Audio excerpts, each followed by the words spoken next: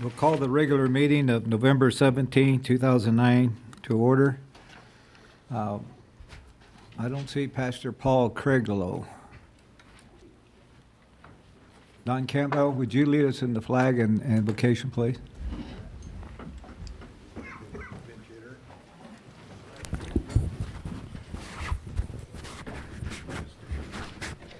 Shall we pray? Heavenly Father, we thank you so much for this beautiful day, Father, and we thank you so much for your loving and grace, Father, and we ask that you watch over us, Father, and for those that are hungry, Father, we ask that you provide food for them and comfort, Father, and for those that are fighting abroad all over the world, Father, for our freedom, we ask that you give them a quiet corner, Father, so they can search for your grace and love. And Father, we thank you so much for all of our church and church families, and most of all, Father, we thank you so much for your Son that died on the cross, Father, so that one day, living in your word, we will meet again face to face. Father, we ask that you look over our directors and staff and everybody that's present, Father, and everybody that's traveling. We ask that you get them back home and to their families safe, and we ask that you look over our company, Father, and everything that goes on, because we know all things are possible through you. We thank you so much for your mercy and grace, and we ask all these things in your Son's precious name. Amen. Ready, begin. I pledge allegiance to the flag of the United States of America and to the republic for which it stands, one nation, under God, indivisible, with liberty and justice for all.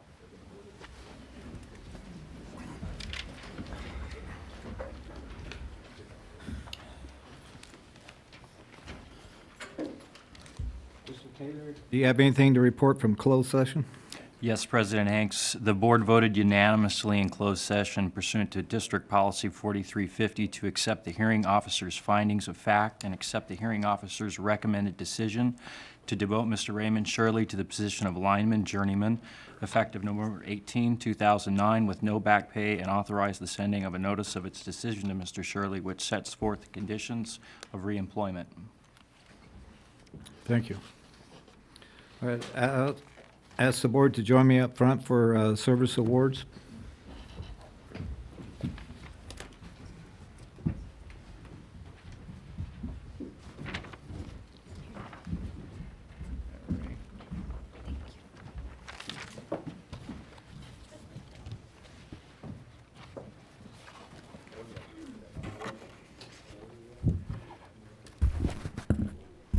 Mr. President, and members of the board, members of the public, this first service award, the Certificate of Recognition and Service Pin, replica of the district emblem, are presented to Robert B. Lucky, Brad Lucky, for 10 years of loyal and faithful service to the Imperial Irrigation District. Come on up, Brad.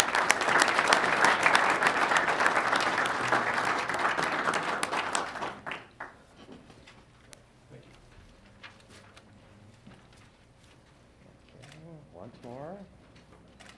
Okay. Thanks, Mike. 10 years.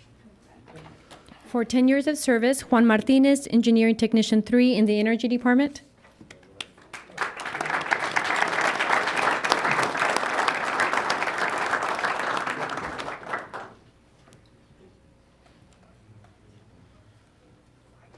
Okay, looking right here, and once more, I'll be right there. Thank you. For 20 years of service, Mary Butler, Clerk Senior in the Water Department.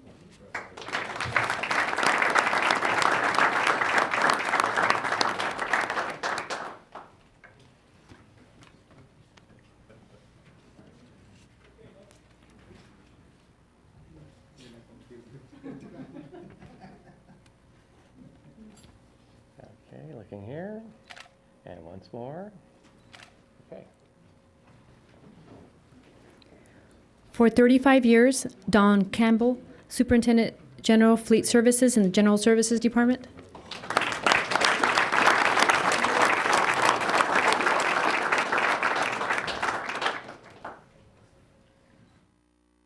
Okay, looking here. All right. There we go. Looking here once more. Hold it. Got it.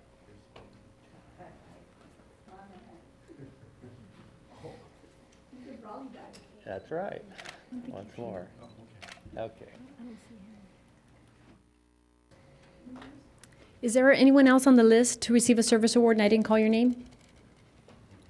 Okay, that ends our service awards.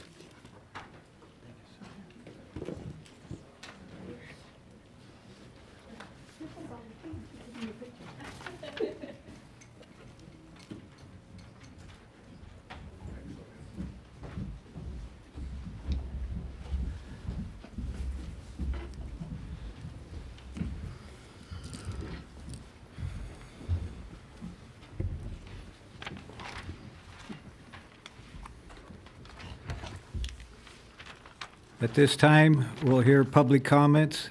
Please limit, excuse me, please limit your comments to 5 minutes.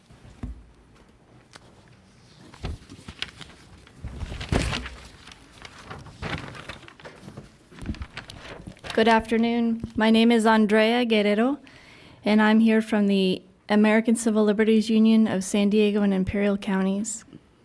I'm here today because we're very concerned about the continuing deaths in the canal. We've recently issued a report, and I have 5 copies here that I will pass to you. Please take one. We issued that report with the Mexican Commission on Human Rights as a joint report to raise awareness about the humanitarian crisis that's happening here on the border with the daily loss of life in the mountains, in the deserts, and in the canal. We have last week written a letter to the Inter-American Commission on Human Rights, which is the judicial body for the Organization of American States, raising with them the possibility that there are violations, legal violations going on in the loss of life, specifically the arbitrary deprivation of life. What does that mean? That means that if you have the ability to prevent the loss of life and you are not doing so, you are on notice that life is being lost and you are not doing so, then you may be liable for that loss of life. There are other issues related to deaths in the mountains and deserts which aren't an issue before this body, but I want to bring to your attention that the obligations that this body has, as does the U.S. federal government, is to honor human rights obligations that exist at the state, national, and international level. These are not trite concerns. These are very real concerns that are being raised at the highest levels because we fear that if nothing else is done, that this problem will continue to escalate and will become the largest humanitarian crisis that we have known on U.S. soil in this country.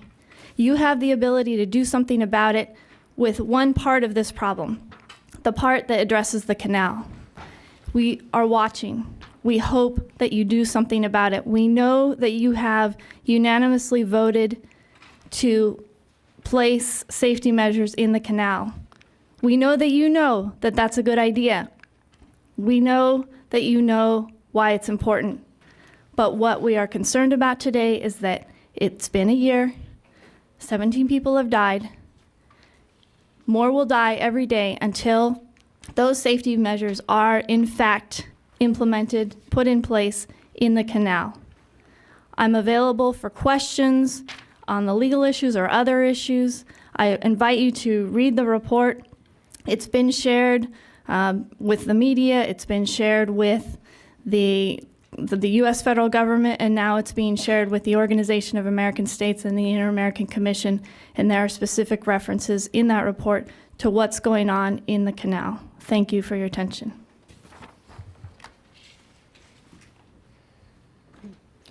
My name is Maria Jimenez. I live in Houston, Texas, and I was asked to write the report. For me, the report provided the opportunity to revisit the issue of deadly border policies, but deadly border policies that fall upon local governments and make those local governments complicit in those policies if they do not act. It's very complex. We can talk about trade policy that pushes people into crossing borders. We can talk about complex federal policies that are crafted elsewhere but are felt locally. In the report, I cite the sheriff of Imperial County, who in a report of the Border County Coalition states that resources are constantly being deviated from his office in order to deal with the people who drown in the canal that could be used elsewhere at the local level. And certainly at the federal policy, but the local counties all over the border must deal with this issue of the continued deaths of people. But it was a light to see that you took steps to say no to the policies of death on the border when you made the decision to install safety measures, and that public safety is the priority of this authority. We are very much conscious that many levels of government must deal with this issue, but you made the right decision.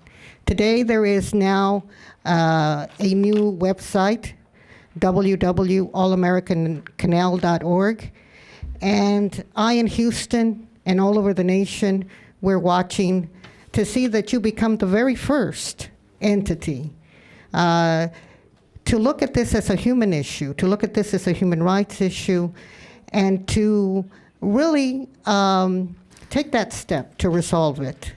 Because irregardless of the complexity of international, federal policies, it's a local issue. And as a local issue, you've given the first step to resolve it. So we will be there with the rest of the nation and the rest of the world through this new website to see that you take the final step to establish these mechanisms that will ensure that no more lives are lost. And many people may criticize you and say, well, you know, we're enabling illegal activity. But the reality is that migrants who are in distress, and this is in the report, all over the country, will call the Border Patrol because they prefer their lives to death in the desert or in the canal. So the federal government has billions of dollars that they continue to effectively monitor if someone is clenching to a life and safety support that you install in the canal. So again, we thank you for your initiative. We hope that you follow through, and we will be watching through this new www.allamericancanal.org to ensure that you are, and we hope you are, the first local authorities to effectively prevent people from dying without the and to take the steps to ensure that human dignity and human rights are protected for all people.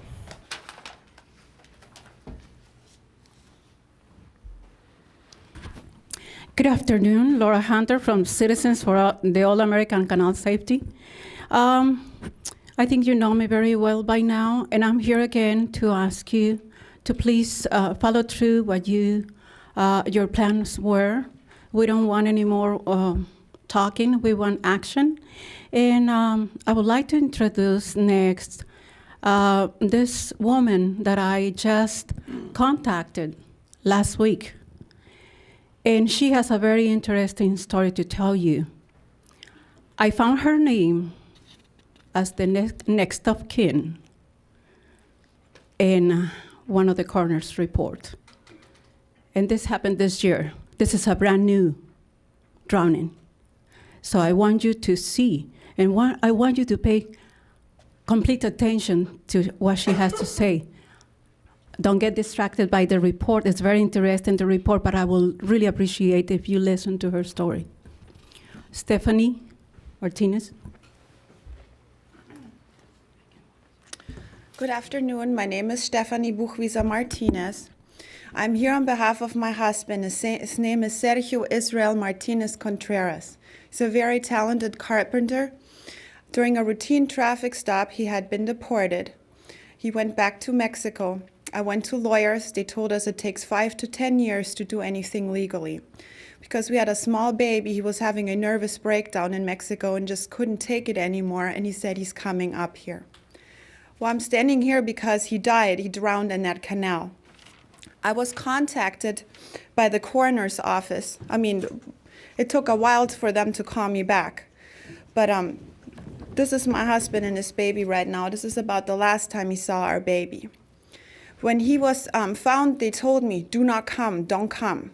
We will cremate him, we'll ship him. Do not come here. And I said, I'd really like to see him. I want to come for my husband. And I mean, they called me many times not to show up.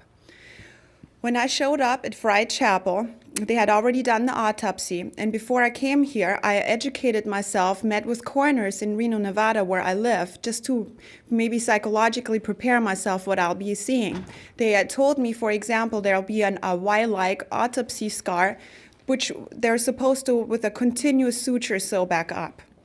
When I got there, my husband was out in the courtyard because they told me he stank so bad they didn't want him inside. I was allowed to look at him, and I did take some pictures of him because I was so appalled. He had been there for a while.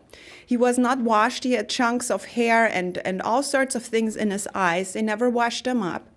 The sutures, the Y-like sutures that should be in a continuous stitch, maybe every 4 to 5 inches. His guts were coming out of him. He was not prepared at all. And it's almost to me like we're talking to a dog. They found my dog. It's like the Humane Society calling me, we ran over your dog, come pick him up. So people drown, I understand that, but when I came here, I started to find out, the way people talk to me. The coroner said to me, you're actually lucky, ma'am, because many times we just find heads and arms, and at least you got a body to take home. And I was just so shocked about that. How this is America. I'm an immigrant myself, and I thought this is the highest level. This is where human beings are respected no matter what their color is or their culture. Even their legality should not matter how you handle a dead body. People that are being put to death in the prisons are granted a decent funeral or a handling, the body is being handled better. And so I'd really like to also say that in the autopsy report, they told me that he had been on a raft and that immigration had actually saw him from far. They detained everyone that was with him on the raft. They saw my husband fall in the water, but he was drifting too fast. They couldn't get to him. And I'm thinking, they could have deported him whatever. Had there just been a buoy or a lifeline that he could have, the immigration was already there. They could have deported him, but he'd be alive. I'm just thinking, if you stream down and there's something to grab onto, he surely would have. My children, the baby is too young to know, and she'll never know her dad. But my other 3 children, I have 4 that I'm raising alone now.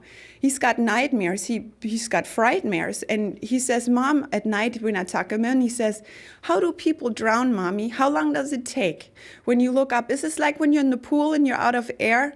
And I'm thinking, those are human beings. We think about death tolls, 100 dead, 400, tsunami took a few 100,000. But when you think about those last few moments of someone that's actually was just hoping to see his baby, then I want to mention something in passing. I can only talk in psychology terms because I work in a psychiatric hospital. In America, it is still illegal to commit suicide.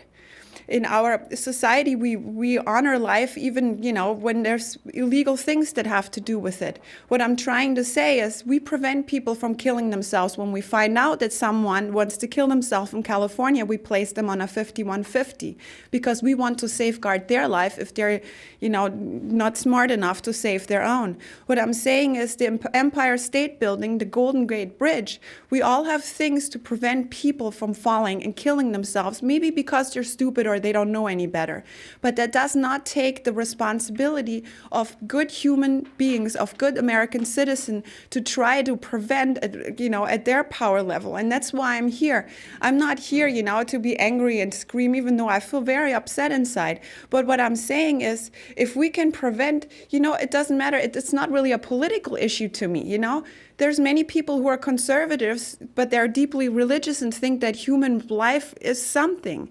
And I was wondering if you guys could and I appreciate the letters and everything, but couldn't we just put a few lines? I mean, just just anything like a buoy or something where people can grab onto, deport them all, I don't care, but just to put something up so people don't have to die. And that's really actually all I came to say. I don't mean to be mean or anything. I just wanted you guys to know that he was a real good father and a human being. He just was everything, and it's hard to go on knowing that other mothers, other relatives will go through what I just went through. Thank you very much.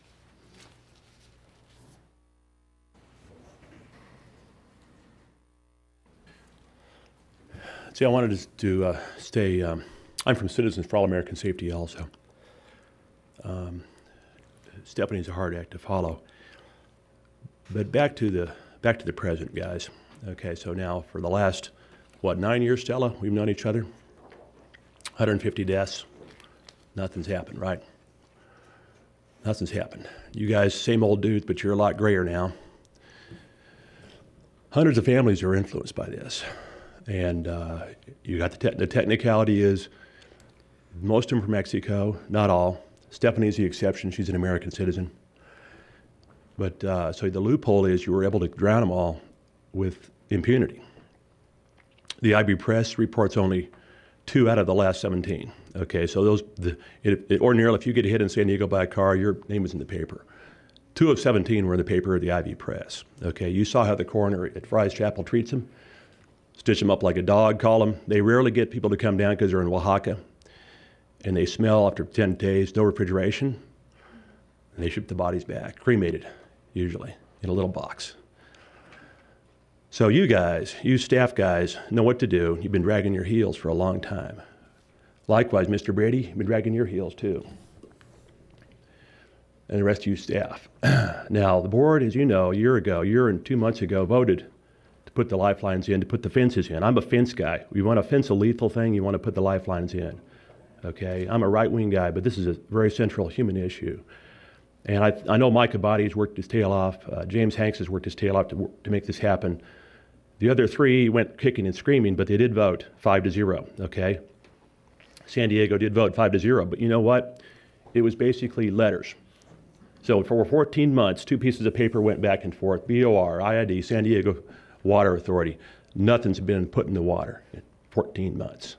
17 people more drowned. So I'm looking at this clock behind you guys, and I'm saying, you're going to stall for another couple months.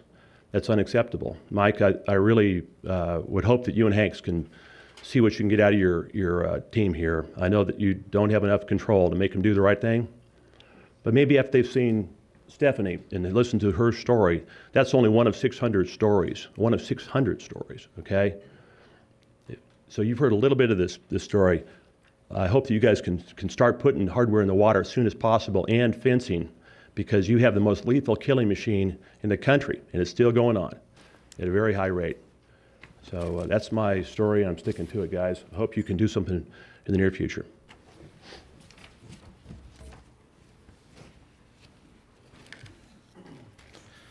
My name is John Carlos Frey. Thank you very much for allowing us to address you this morning or this afternoon. If you saw your front page of your newspaper, local newspaper today, I'm responsible for the film that was on the cover of that newspaper. I'm here to let you know that that film is about to be released nationally, and 20 minutes of the film are dedicated solely to the drownings in the All-American Canal. This board and all of your names and faces are in the film as publicly responsible for what's happening in the canal. That is basically what is happening. If you don't agree with that, all I can ask of you is to explain the reason that the canal is not safe to Stephanie and her lost husband. I have a comment on that. Sure. Did you put the 356 Congress people's faces and names and the senators and everyone who's responsible for that canal in that video too? Because it is a federal canal, not an IID canal. I don't mind my face being on there because I am an elected official. I just want to make sure I get a fair shake, and you put everybody else on there as well, because remember, it is a federally owned canal and not an IID canal. Tell the allies of that. No, I'm putting you guys on it. You guys on it only, not the Congress, and so don't shift the blame. Basically, you've owned it for the last 42 years. So don't try and say it's someone else's responsibility. Why do you think we're down here? I think if you heard my comments, I said I'm... You're smiling at what? Is something funny funny that my husband said a while ago that you were smiling? Well, what I was smiling was about. Well, I regret I wasn't smiling. I was perplexed as far as why he would say I was kicking and screaming to write a letter to support the lifelines in which we did do to San Diego and or the federal government to do something about it. I was perplexed. I was not smiling. It appears to me, Mr. Sanchez, and your point is well taken, members of Congress are not in the film. The managers of the canal are. The people who are directly responsible for the running of the day in and day out business of the canal are in the film, as well as the victims of the canal, and people are allowed to make their own decision. The only reason that this gallery is full today is because individuals came and they watched the film last night, and they're very concerned that people continue to drown at an alarming rate. What we would like is some leadership on the board. We would like one of you, all of you, to stand up and call the federal government and demand that safety features are added. I understand that you're all testing them now. I don't think that it takes a year and a half to add a cable across the canal, and that's our point here, is that 17 people have drowned since you issued that letter. I'm not pointing my finger at anybody in particular, but someone should be responsible and someone should take leadership and to prevent humans from continuing to drown in the canal. I'd like all the concerned citizens that live in Imperial County from the Imperial Valley College, as well as professors, faculty, and concerned citizens to please stand up. These are voting members. These are people who are going to be making decisions about your own political careers. They're concerned. And this ripple that we made yesterday is going to go out into the community. It will go out into the country. And we're starting in Washington, D.C. So if there's something that you would like me to ask members of Congress to assist you, I'd be happy to do so. Thank you.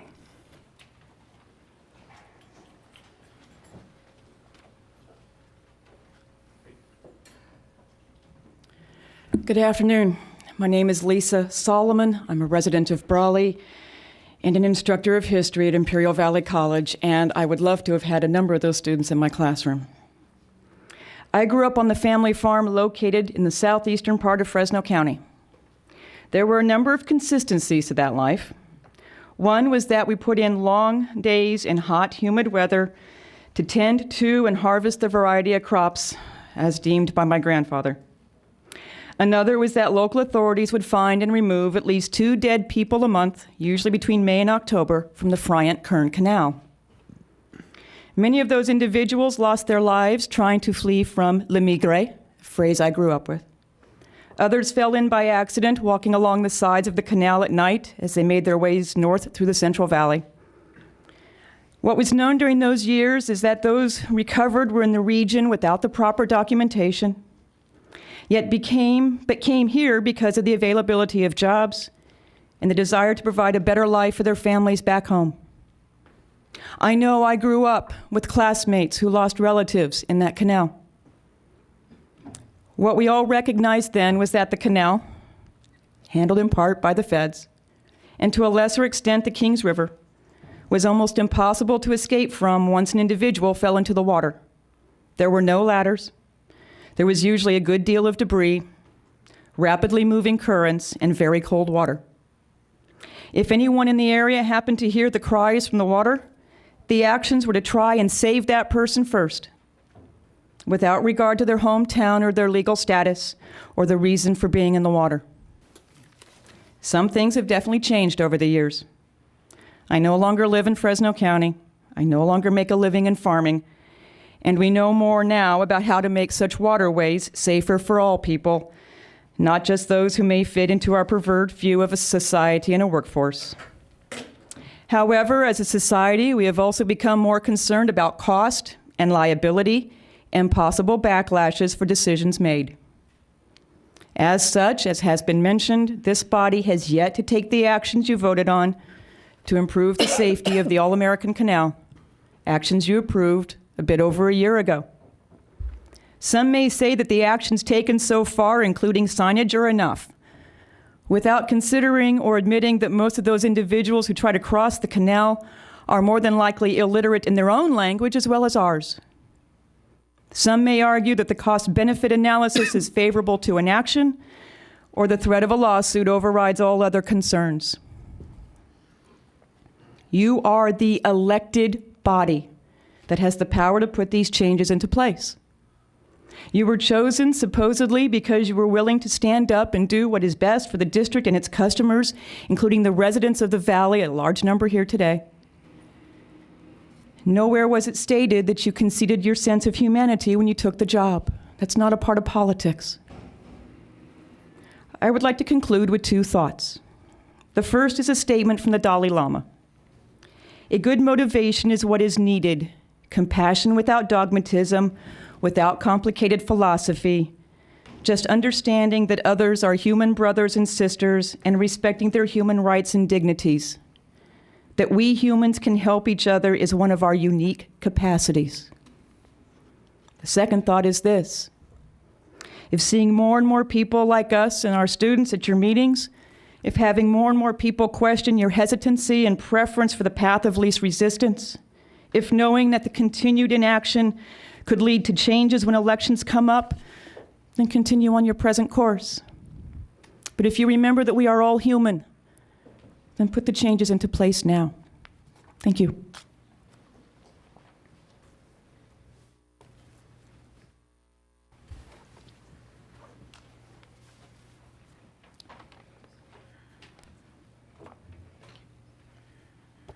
Hello, I'm a student at IVC. I'm with Students for Political Awareness. Give us your name, please. Maria Malik, I'm sorry. Thank you. I became aware of this just by chance through a project. Immigration is a major issue lately in the United States. It also greatly impacts population growth and cultural changes. The American dream has been a good dream for many immigrants, but the question is, have they been able to pursue that dream? The American dream. A report given by the American Civil Liberties Union and Mexico's National Commission on Human Rights have estimated that 5,607 migrants have lost their lives pursuing their dream. The exact number has been difficult to get because thousands of illegals have died trying to cross along the Mexico border in the United States. Extended miles to walk, extreme weather, and lack of food and water have made it difficult.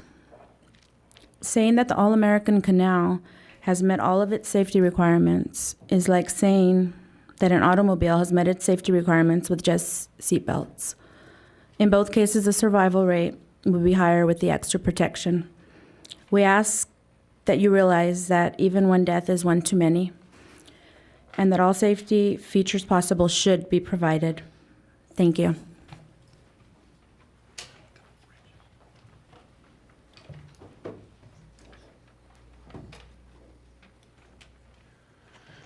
So I want you guys not to forget this. This is reality, only times 600, and times the many, many families that have been destroyed by inaction.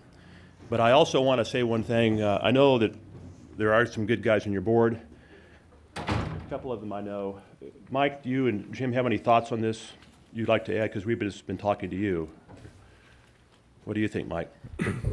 On the canal, I was going to, because his comment, I know general water matters, I would be discuss it there if you'd like on the agenda. But this is a comment session. Is that in 2 weeks? Or No, it's on the agenda on informational. Perhaps so, yeah. Is it an hour or so? Well, what we could do, we can move that to the front ahead of item number 1. I think it probably We have to leave at 2 o'clock. So I have a question of Dr. Sure, Hunter. go ahead. Dr. Hunter, were you aware that, I know that Director Abadi last week had put an item on the agenda that we're going to hear today. It's not on the agenda, but it comes up under water matters. But Director Abadi had an item on the agenda last week. It's on the All-American Canal Lining Project, Enhanced Human Safety Measures Testing and Monitoring Program. And it's being run by the All-American Canal Lining Coordinating Committee. And there are certain things that are going on, which we're going to hear just shortly. But are you aware that this is going on? I saw a preliminary draft of that about a month ago. And what I could read was you're intending to put in 3 buoy systems, okay? I believe it was 6. I talked to Mr. King, I believe it was 6. 6 buoy Reach systems. 1, the flow was a little bit low, so they were going to wait till it became up so they could test it right, but I believe there was going to be 2 per reach, is what I remember. Okay. Mr. King, why don't you go ahead? Well, I just want to make something clear here, Dr. Hunter. Yes. There's a presentation today that we'll have on what's going on with the All-American Canal, and some of the speakers act like this board has taken no action at all. We did vote, and San Diego spoke a look at this, but this board is working to try to take care of some problems on the All-American Canal. So I don't want the belief left that this board is not taking any action and doesn't care about human lives, because that's not true. We do care about I that. understand and that. I you'll agree see with by you. this presentation that we are trying to do something about the lives that are being lost in the All-American Canal. Right. I understand that. 2001? Beg your pardon? 2001? I was not on the board in 2001, Mrs. Hunter. Still, I was. I can't speak to that. Most of those guys are gone now. But no, I understand, appreciate that, Jean-Pierre. My point is simply that at the rate of study, because I connect the dots for a living, at the rate of study, you guys will have systems in place by the year 3000. That's going to be too late. Okay, you'll be studying this. Let me explain something to you very simply.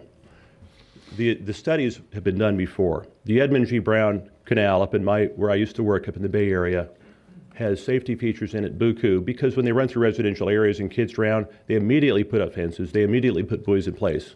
This is not rocket science. And I've told you before, I actually am a rocket scientist. I can assure you this is not rocket science. This is basic stuff. So you guys are going to keep studying this forever and ever. Basically, I don't want to wait another decade. Okay, that's my point. Okay. Mike, you want to go ahead and give your report now? Yeah. My name's Oscar Gonzalez, and I was born here in Calexico, California, in 1947. I do not know enough of this matter, and I don't have an opinion. I just want the board to do what is right. Thank you. Thank you.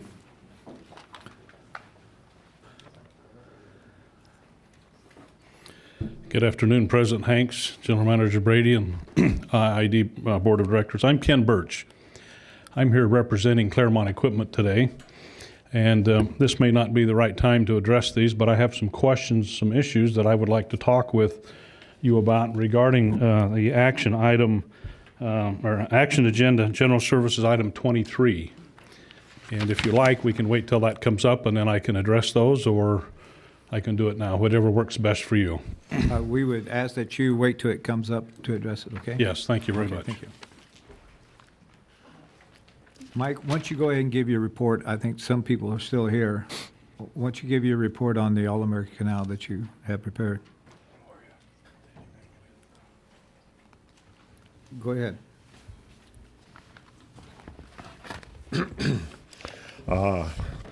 Orby Hanks, Raleigh, California. I'll be real quick here. After the presentation that we've just heard, it kind of tears at your heart to know that those things happening, and your heart goes out to the families that have lost loved ones. But what I'm here, I got a couple of questions, and then I'll sit down.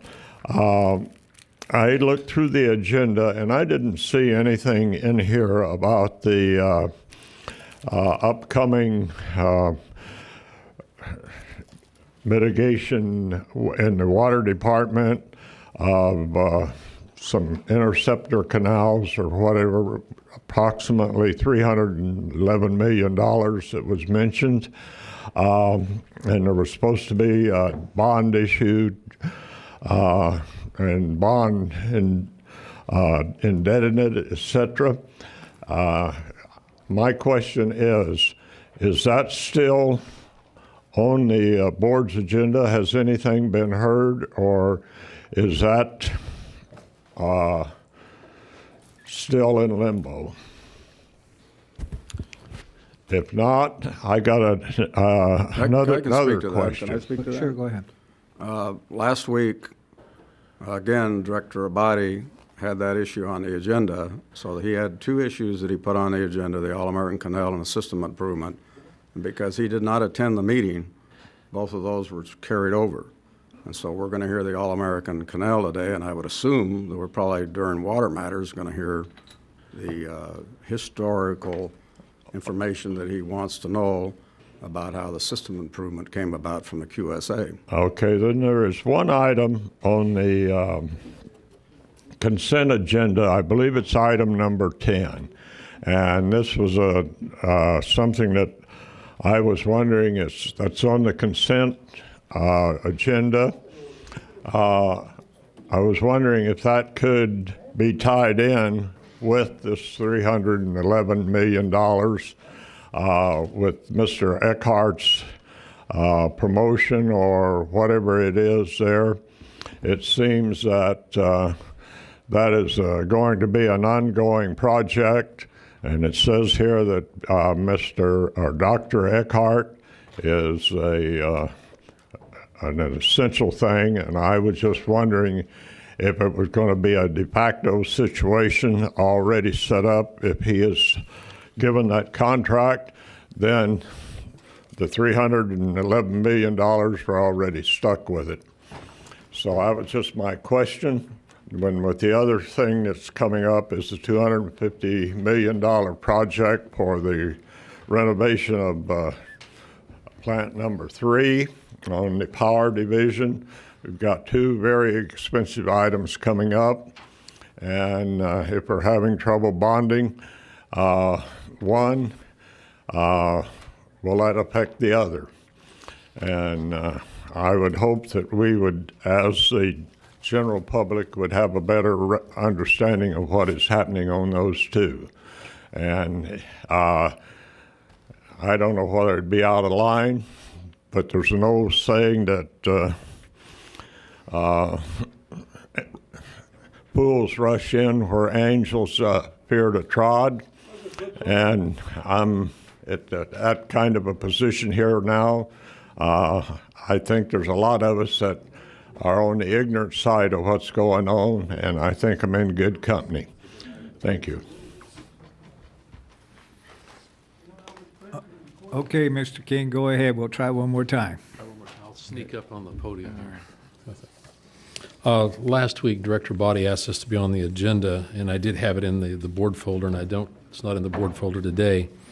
Director Body mentioned that he did come to a All-American Line Coordinating Committee meeting where this enhanced human safety measures testing and monitoring program was discussed, and he was given a copy of this, and this has been finalized, and I have another. Oh, it's in your book. Okay, thank you.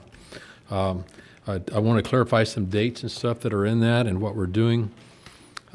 This document has been finalized, and a couple of things are already ongoing. We've actually, I believe, received the paint, the glow-in-the-dark paint, we're going to put that in a number of places on the All-American Canal by the safety ladders now. We also, Dr. Hunter supplied us, through Director Abadi, a sample strobe light, and I took that to a meeting in San Diego, was meeting before last. We went up there, and we think it's a good idea, so we've bought some of those strobe lights to be putting up, and they're solar activated, so when they're in the box, when it's dark and they're charged up, you can watch it and it beacons out, and they're really kind of very simple, I think, can be to install. We're trying to figure out exactly how to do those, but we will be putting those in the situation that we discussed on the 6th that we're planning to put in. So those are some things we've done. We also are going to be putting in a buoy and safety lines, probably 2 in each reach is what has been discussed. But in the meantime, on December the 9th, and I have an email that has been confirmed that Borstar, which is a unit within the Border Patrol section, is going to do the testing. We're going to test a daytime and a nighttime with just one setup. They're not going to be fixed in the canal. We're going to use backhoes and a backhoe and I believe a boom truck to string the line across and put it at different angles. Borstar will enter the water, and they will figure out, going through different scenarios of angles, to which is the easiest to be able to traverse to get out of the canal. We're going to do that on a daytime test and a nighttime test on December the 9th. So that's been confirmed as we move forward. Once that angle has been set up, then we will go ahead and try to install the 6 or so for a testing for a while.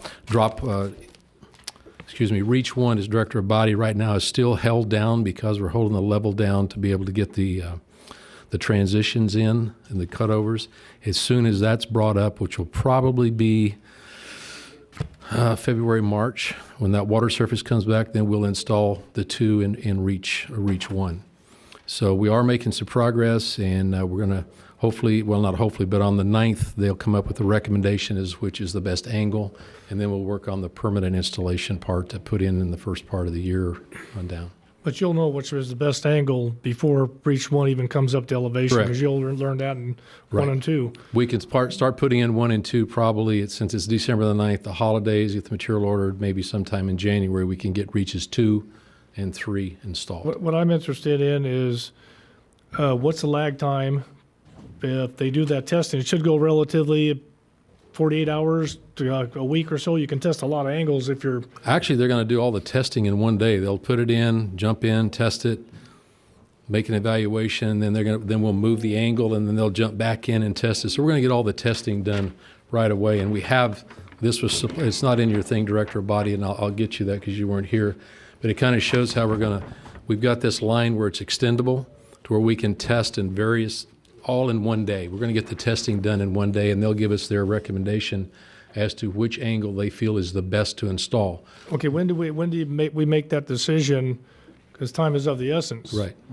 Is how many do we put in now that we know which angle it is? It's not just going to end up being we're doing all this testing just to put one in at this angle. No, there's going to be multiple, whether it's going to be half mile of pipe, 500 feet apart, per ladder, narrow. We know they already work. Dr. Hunter's right. It's not rocket science because we have them in front of our drops already. What I want to know is when do we make that decision so we can start installing these things that we have this, is it going to be every 500 feet, every half mile or quarter mile? Then we see how that works and we go split that in half and keep splitting it in half until it has some positive effect. What's the schedule? Yeah, on December the 9th, we'll get the angle figured out, and then we were going to put just some test ones in to test and see if they were going to be done. That has not. I was at a mediation conference in Oakland yesterday on one of our contracts, and I discussed that with San Diego on the frequency. And I've had some discussions on some ideas of how we can actually come up with a way that with the frequency. That has not been determined yet, Director Body, but I would hope that we could do that very quickly, and we're pushing for that because of the insistence on this board to get those in place. So I'm hoping that that we can get a decision on that relatively soon, January, early February. Who will be making that determination? I know we have consultants. San Diego hired a consultant we supported. Yeah. Who will be making that determination and when? And if it would help, I'd ask Mr. Kevin Kelly to set up trips for me to go to Washington, maybe another director to go to Washington and Sacramento, wherever we need to go. Okay. I mean, who's going to be making is it here between us and San Diego? I know we have input and the All-American Lining Coordinating Committee is probably the one that'll probably try to make that decision. We have a San Diego rep, an independent rep, and then, of course, myself serving on that committee. And hopefully we're not going to wait till once a month. I recognize the insistence of this board to get things done. And so on December the 9th, once we've got the angle, I'll be setting up the following week conference calls with the committee members as we talk and then try to get some decision as how we're going to try to move forward and make some decision on that. So trying to move it as fast as we can. The determination, there's been a lot of discussion, whether it's a mile, 500 feet, whatever it is. They do create, there are some issues on maintenance issues, and we need to decide those, but also need to look at how often do they need to be in the canal. And so what the plan is right now, that the buoys will go to the south side ladder. It'll angle upstream to some angle where you can get yourself back, and then you'll be able to get out onto the south side is the way right now we're looking at the configuration. It's not going to be ladder to ladder, in other words. Well, that works fine if you fall in from the south side. If you fall in from the north side, you're going to end up on the south side. Yeah. But that's why you're going to change the angle where straight across might actually be the appropriate We're angle. actually going to try straight across to a number of varieties and find out which is the best way to go. And that'll happen on December the 9th. And so as we move forward. And I'll try to move forward as quick as I can force it from my end to get a decision as to how many, how often, and where we put those in. Drop the Reach one will probably not be up, like I say, until later February, 1st of March. But we'll already have the data by then. Right. Oh, yeah. Just we should have it by then. Okay. Are you going to follow the schedule? They're following a schedule in the book because it says Reach 1 is in April 2010. Well, prior probably- to April 2010. Probably because the contractor's not due to be done until like the end of March, and that's why it's April. So we were hoping to be finished sooner than that, but they've had some trouble driving the sheet piling at the crossover, so we thought we'd be done in December, but it looks like it's going to push into the first part of March.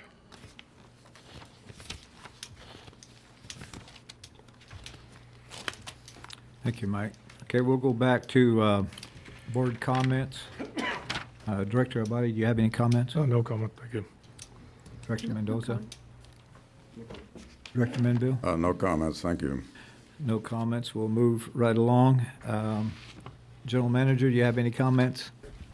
Just that I understand, Mr. President, you may want to pull number 9 for future consideration. That would be the MWA policy. Okay, yes. Okay. That's all. Okay. Yeah, we'll come back to get all those.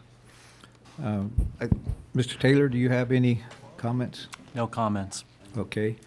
We'll move on then to informational agenda. Item number 1, Imperial County, have it listed as a Keystone project. I thought we changed the name on that. Well, No, that we did change it to change Keystone. it to Oh, okay. Keystone. Used to be Mesquite. Yeah, okay. We have Mr. Grady Dunn here Mr. Grady. Okay. to make a presentation. This is informational. No decisions for you.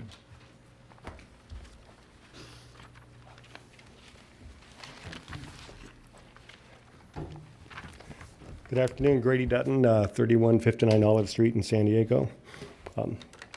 Thank you for this opportunity to get before you today. It's been several months coming, I would say.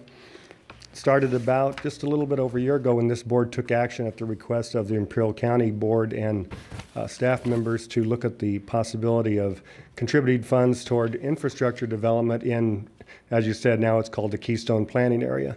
The focus before that was Mesquite Lake Specific Plan Area, which is really an area from Harris Road on the south up to Keystone Road, Highway 86 on the west, and a quarter mile east of SR 111 on the east. There's also a Mesquite Lake Specific Plan expansion area, which goes another half a mile north of that. The Keystone Planning Area really is a much larger area than that, however, because when we look at economic development, we look at the industrial core, which is the Mesquite Lake. You just can't focus just on that when you're looking at infrastructure without going far outside that. An example is a couple of residential projects, which I'll update you on. Mr. Huberger's not able to be here today. Huberger. Just north of Mesquite Lake, there are two major residential projects. The first one is 101 Ranch by Brookfield Homes. I understand the environmental impact report for that project should be out sometime in December or maybe early January for public review. Just north of that is Rancho Los Lagos, another development project, mostly single-family residential with some industrial and some commercial over near the railroad tracks on its eastern edge. That is out for public review right now, I believe. I'm not sure what the closure date is. I think it went out within the last 2 or 3 weeks. Again, Jörg has a precise date on that. I don't have it handy. In addition to that, and the reason the area is so large is that as part of this undertaking, both the City of Brawley City Council and the City of Imperial City Council passed an MOU to work with the county and IID on economic development in this area. The City of Imperial went one step further in that over the last 2 years, they've paid a consultant to develop a sewer and water master plan study and a water plant and sewer plant siting analysis for this area. When that happens, clearly we prefer not to have a sewer plant every 2 miles. Just, you don't want to have more than one for one city. You don't want to have more than one for the Keystone area. City of Imperial has identified a location north of Harris Road, adjacent to Dogwood Road, excuse me, for a wastewater treatment plant that could serve an area from as far south as IVC all the way north to Walmart on the south end of Brawley. That is a regional view that we all need to take in this area. That area is about 34 square miles. So again, this area and the impacts of infrastructure that's in place is much larger than just the industrial impact. City of Imperial has taken this one step further. They've gone ahead and done the design for this wastewater treatment plant. I believe it's at approximately 90%. They're in negotiations with the landowner for an acquisition of a site there where it might be located, and they're pursuing federal and state funds towards that. Other things that have happened in this general area, and again, you've probably heard a lot of this background before, but I'll try to cover it as quickly as I can. When you go into an area this large and start to do it, the first thing is the master planning, the land use planning. A lot of that is already in place with the Mesquite Lake specific plan, the area to the north, and now these 2 residential projects.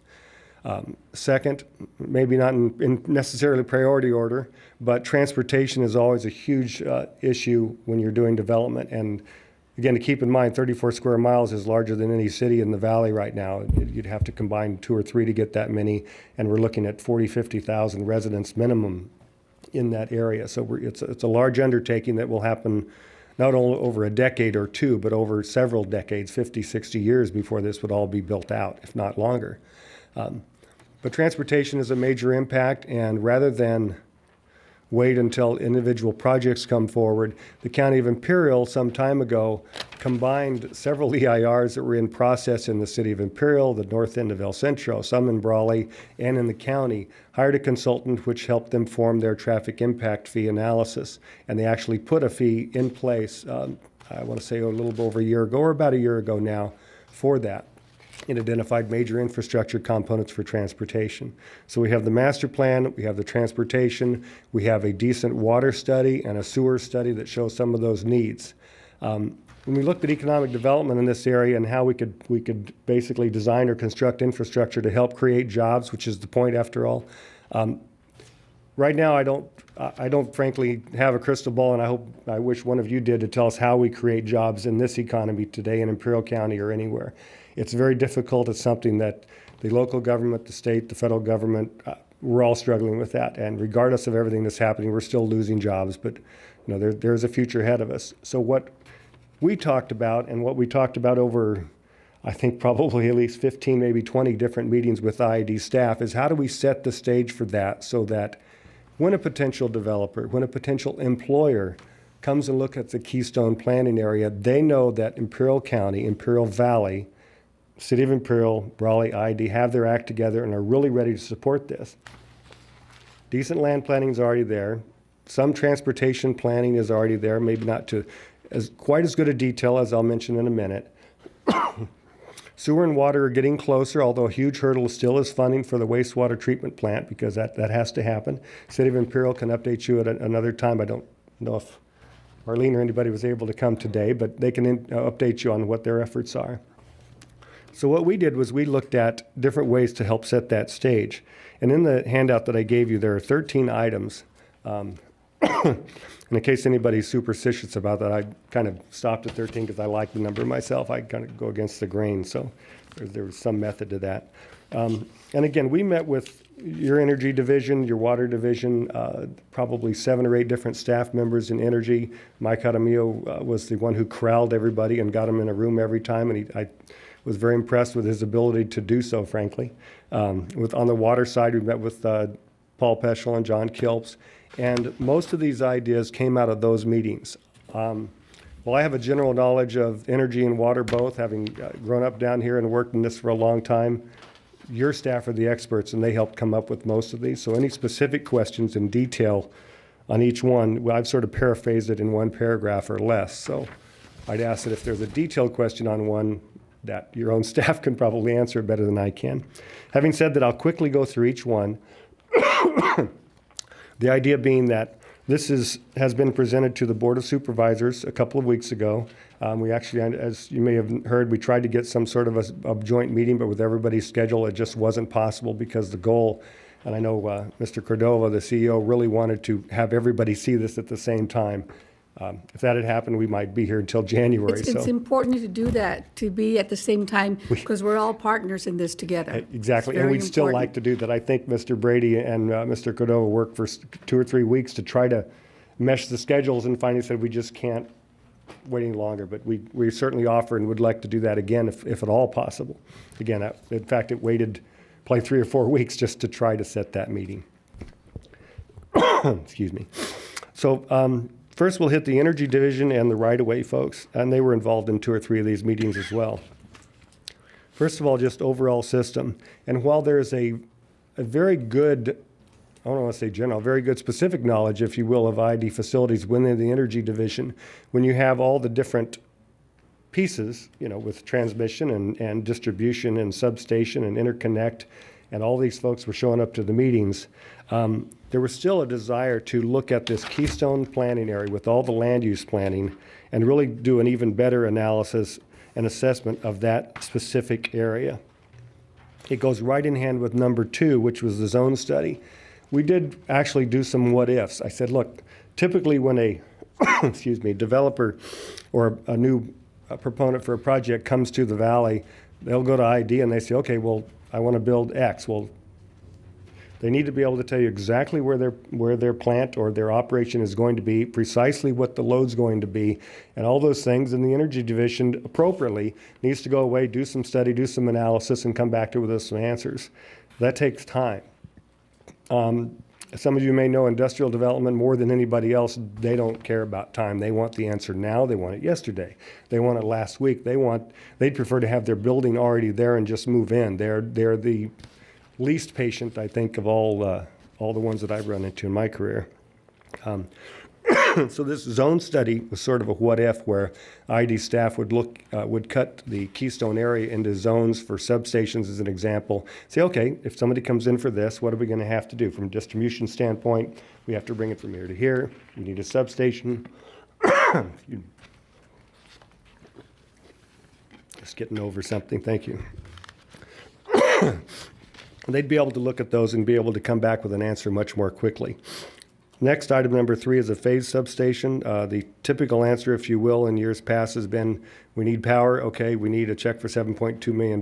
We need a site 315 by 315 Don't look at feet. me when you say you need a check for $7.2 million. But that's typically what a developer hears is we need to build a full substation. ID staff was very interested in doing some preliminary designs on the possibility of some phase substations where you might be able to acquire the full site, but build one that may cost $2 million to meet an immediate need of a new business rather than have to build the full one. Item number 4, we talked extensively about the proposed wastewater treatment plant. It's one of the key components for infrastructure that'll come in the future. Throughout that discussion, we found that if it's designed appropriately, which we think it is, they may not even need a substation in order to bring that wastewater treatment plant online. They may be able to do it with basically some redistribution and some inline regulation station. So that was great news. But again, more study needs to be done on that. On the right-of-way side, there are right-of-ways for ID, as you all probably know. Some of them are very well documented in easements. Some of them are right-of-ways. Some of them are prescriptive. Some of them we're really not sure about until you get there and you have a project to do. But right-of-way, frankly, was very excited if they could have some dedicated staff time to document those things within the Keystone area. First and foremost, of course, for some of the major infrastructure lines, both water and energy, and second, for future substations, for planning and work with the other divisions to do that. I mentioned these things, again, these all came out of IID staff. They're all things that staff has wanted to do, but due to various priorities, various funding issues, various things they haven't been able to do in the past, we thought one opportunity for these economic stimulus type funds, or economic development funds, if you will, is to do some of those things, lay the groundwork, and do things that IID staff already needs to do and would like to do. In addition, as you go through this list, and when I get to some of the others, there may be the opportunity to recoup some of these costs from future development and recirculate it back into this system so we can use it again in the future. And there's a specific one I'll get to in a moment. Next, on the water division, there have been several drainage studies in that area. There have been several impacts done by private development, and the upcoming residential projects and industrial projects will have impacts. State Route 111, when it was recently put through there, Caltrans did a decent job of studying the master drainage through the area, but they probably didn't go as far either. And your water division was very interested in doing a real master drainage study for that whole area, for that drainage basin, and to really assess what the impacts are going to be and what long-term construction things, infrastructure might need to be in place, with the idea that maybe at some point in the future after the study, you'd be charging development for their share of those future impacts. Right now, it's difficult to do because a full assessment isn't in place of all those things. Second is the canal and delivery system. I know there's already a master plan in place, and there are already some ideas about how to take certain areas out of the system as development does occur, but there's more work that needs to be done in that area. The County of Imperial also put together a list of 5 items that we see that should be done in this area as well. First of all, just the overall management and someone to push this business plan forward as we go. This is a year 1 recommendation, if you will, for year 1. We don't anticipate... 2010 or? Yes, really, because this is November. We don't anticipate anything moving forward until seriously 2010. This is supposed to be a 10-year program. Well, we need to set the stage and be able to react and respond later to the market and to development. Year 1 really sets the stage for a lot of that. But part of that is looking forward to years 2 through 10 and coming back to this board either semi-annually or annually with a new report and new recommendations for how these funds can be used in future years to have the most impact. We hope in future years to be able to suggest as an example that as an example, if the City of Imperial is able to get, say, $18 million somehow for the wastewater treatment plant and they need $2 million more of matching funds, it's possible that we would recommend in a future year for the IID board to set aside a certain percentage of this money over 10 years to pay for bonds to be able to make up that $10 million gap. Why not have the County of Imperial do the same thing? Oh, certainly, and that's why both boards should be together. I absolutely After all, agree. we are partners, you know. I absolutely agree. And they are ready to participate in some measure. I'm not here to answer to that. And if we can get a joint board meeting, they were very interested in that as well. It just couldn't happen. But that's number 1 on the County of Imperial's list, is to just the overall management of this plan and to make sure that these things that we're suggesting actually happen. Somebody in county staff or otherwise to ride herd on it.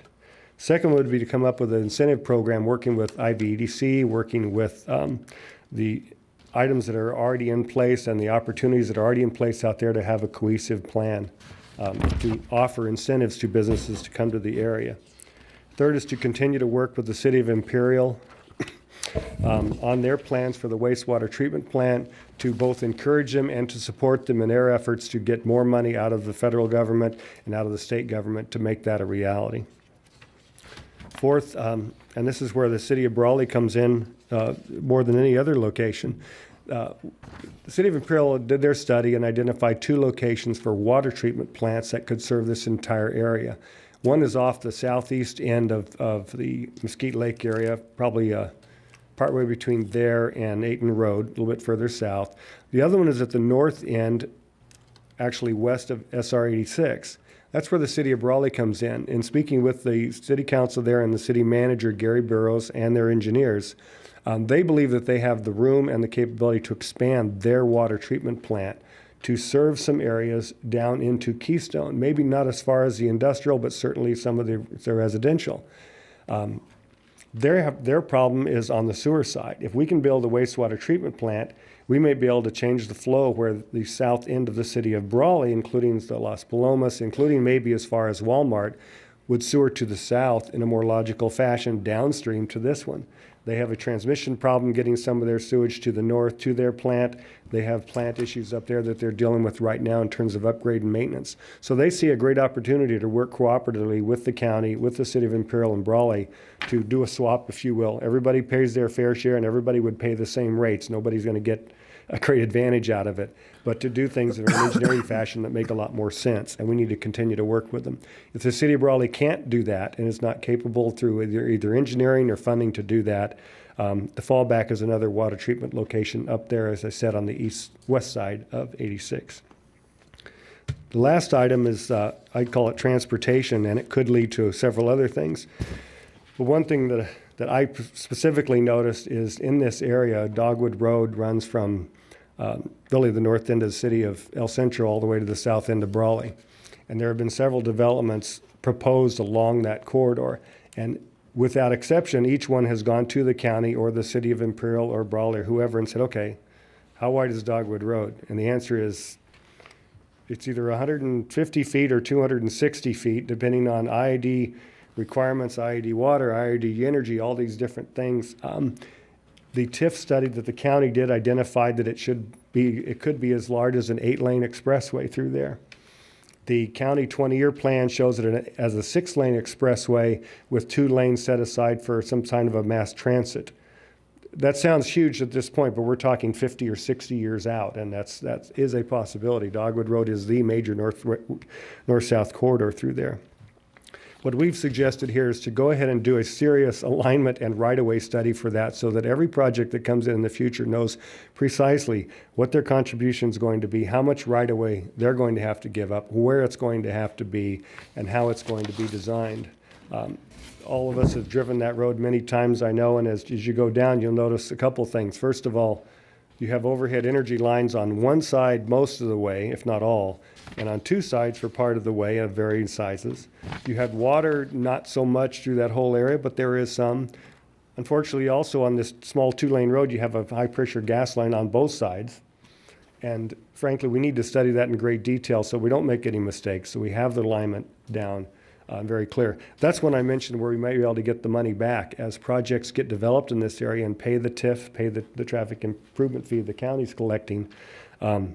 Some of that money could be reimbursed through that back to this fund, and then again, this fund could reuse that money in future years. Again, this is a summary of some of the projects we're recommending for year 1. It's not meant to be a 10-year plan yet because there are so many unknowns today. We can't deal with them all. Brother. I hope that's not me. Might be dead. But either way, we want to move through with this, move forward as quickly as we can. And again, the idea is that it would set the stage for the future development in the area.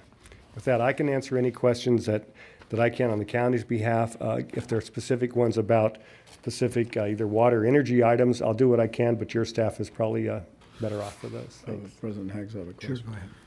Mr. Dutton, this is a good layout on the infrastructure and what needs to be done for the Keystone project, but where is the county at on the job creation for putting all this infrastructure out? You said a 50, 60-year build out, and type of businesses that are going to be coming in here. I know you got housing, residential up on the north side, yep, south of Brawley, and then you've got industrial in that enterprise zone. Correct. And but where is the study that has been done by the county on the amount of jobs that this size of project, 34 square miles, is going to create?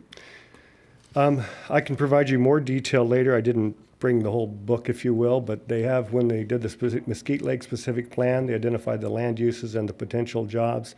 As we were going through this process, the residential developers actually assisted and put together some information that showed a minimum of 60 to 70,000 permanent industrial type jobs in this area would be created in the Mesquite Lake area as a minimum, and construction jobs up to 3 times that. Again, I have that spreadsheet. I actually have a copy of that in my folder. I'd be glad to leave that with Mr. Brady to distribute to you, that shows what the best estimate of this time, but it's in the tens of thousands of jobs over a long period of time. And certainly as industrial goes, some of them are very jobs intense, you might say. Some of them, if it's warehousing, you're not going to get as many jobs out of that. We would hope to try to attract the kind of users that are more intense in terms of the number of job creation. Yeah, I know Diane Cason's here from the Imperial Valley Enterprise Zone. She may have more to add to that, but certainly. I think that when you put this size of project together and you build the amount of infrastructure that it takes, I think it's very important that there's some sort of forecasting that's realistic about what kind of jobs, what kind of businesses are going to settle there and what's going to come out of this. But you don't just want to spend a tremendous amount of money, then you got roads, sewer, water, and transportation and power, but you don't have businesses that actually end up locating there and creating jobs. In fact, I might add that a couple things I didn't mention. That's one of the reasons we didn't suggest that, as an example, everybody has a favorite intersection they think needs to improve or a favorite piece of road. We aren't suggesting any of those be constructed because we want to make sure those go in the right place for the best opportunity to create jobs.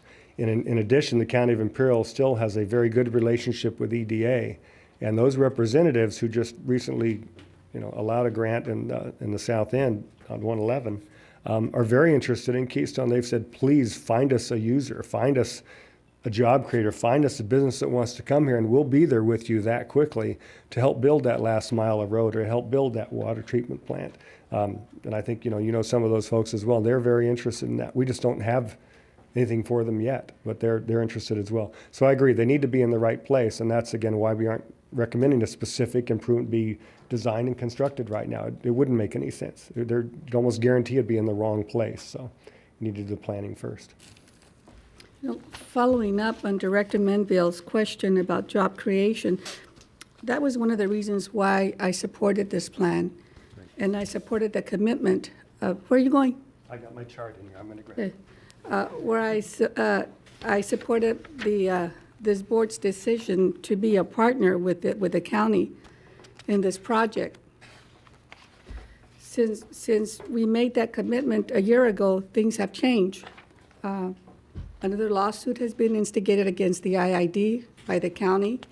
And I can tell you quite frankly, as an IID director, I'm having second thoughts about continuing with the funding of this project.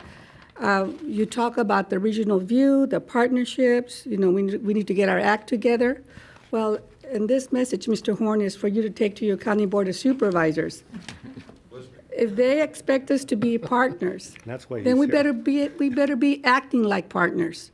And this is a very ambitious plan, and I hope it does become a reality. But I'm telling you that this woman here on this board at this time, I would very gladly rescind my commitment to the $7.5 million we made a year ago. That's how concerned I am about the county and its narrow-minded views of the Valley and the IID. And you take that message back to your Board of Supervisors. Mr. Horn is here Mr. Horn? Specifically to do that. Got it down word for word. Okay. Sir, I missed part of your report, but do you have any background on the seismic activity and where you're at, earthquakes, faults?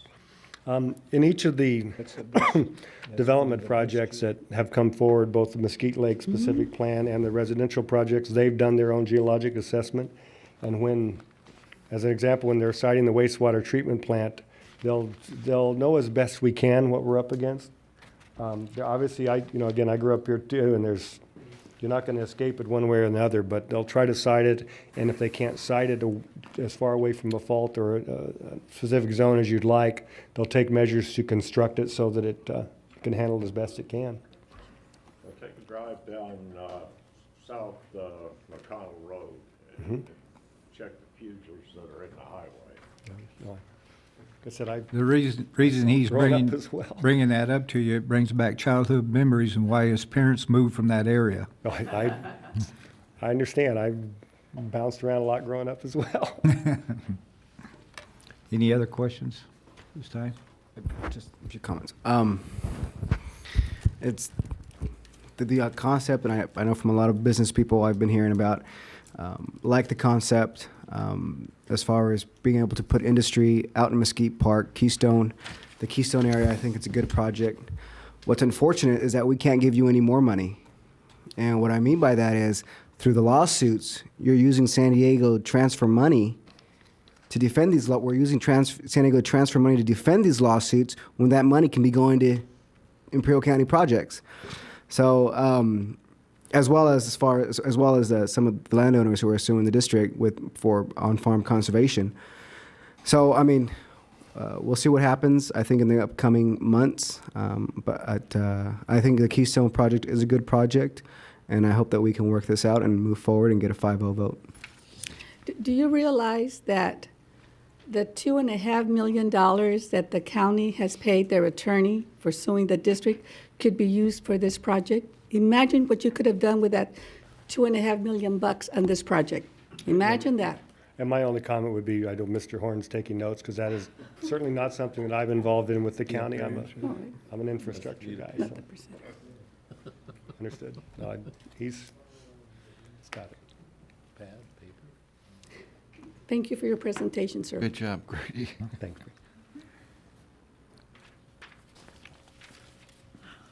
Mr. President, members of the board, my name is Diane Kaysen. I'm the manager of the Imperial Valley Enterprise Zone, and I believe Jean-Pierre referred to me a few minutes ago. In our application to the state of California for our enterprise zone, Mesquite Lake was quoted as being a critical area for development. A critical component to the Imperial Valley Enterprise Zone is the exact words in our application.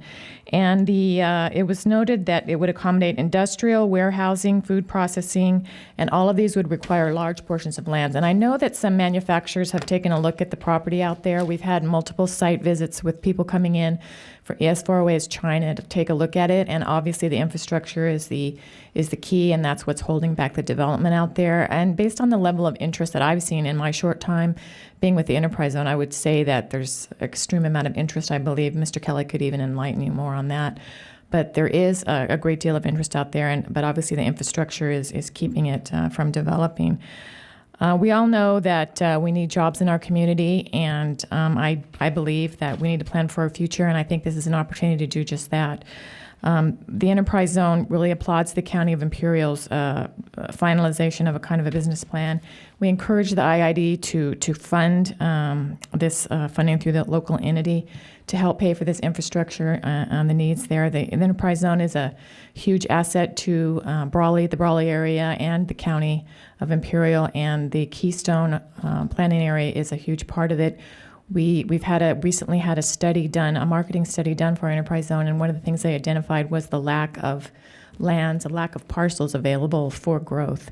And this would go a long way to help that. I realize it's a long way off, but we have to start somewhere, and I encourage you to do that and hopefully to look past our differences. I know it's very difficult to do, and we certainly, I'd hate infighting, and it seems that we're always doing that, and I don't know why, but it happens here. Maybe it happens everywhere, but I encourage you to take the high road here and look past it and help out the Enterprise Zone. Ms. Kaysen, that high road is costing us millions of dollars to defend ourselves in legal fees. I understand. So it's very nice to take the high road, but it can be very expensive as well. It can, and I agree that I think the only thing that lawsuits really benefit are the attorneys that handle them. And I hope that you can get together with the county and maybe talk over your differences, and it helps to keep the lines of communication open, and I'm hopeful that can work out. But I'm here to state the case for our zone and to try and get some development. Thank you very much.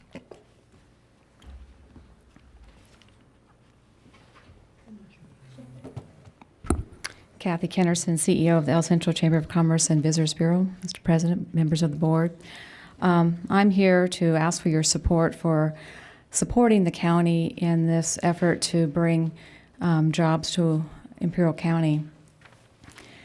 I never thought I would be here 15 years after taking the job as the CEO at the Chamber. The time that we're having right now isn't a very good time in terms of our economy. And I'm very frustrated, as you are, over what's going on, because I echo what Diane had to say, is that I hope that we can all look beyond the lawsuits and things such as that and look at, what is best for Imperial County. I've spoken with a couple of you, and I've kind of characterized it as, I feel like I have, my mom and my dad have gotten a divorce, and they continue to fight, and it's me that's getting the brunt of it. In working with the Chamber, we worked very hard to try to bring jobs to the Valley, as to IVEDC, enterprise zones and other chambers, etc. But we can't do our job without your support. So I'm just kind of appealing to you to look beyond all of the lawsuits and such that are going on, because I don't like it on either side. But I just hope that you don't use this as a leverage to kill this deal and not work with the community to try to bring jobs, because 30% unemployment is not a very good statistic to have. And quite frankly, I'm tired of talking to the media about why we have such high unemployment. I think I've talked to every country in this world who's been calling, wanting quotes of why we have such high unemployment. So hopefully we can all work together to overcome that statistic and bring some good quality jobs, and it's got to start somewhere. And I hope that you'll show your leadership, and we'll start it here. Thank you.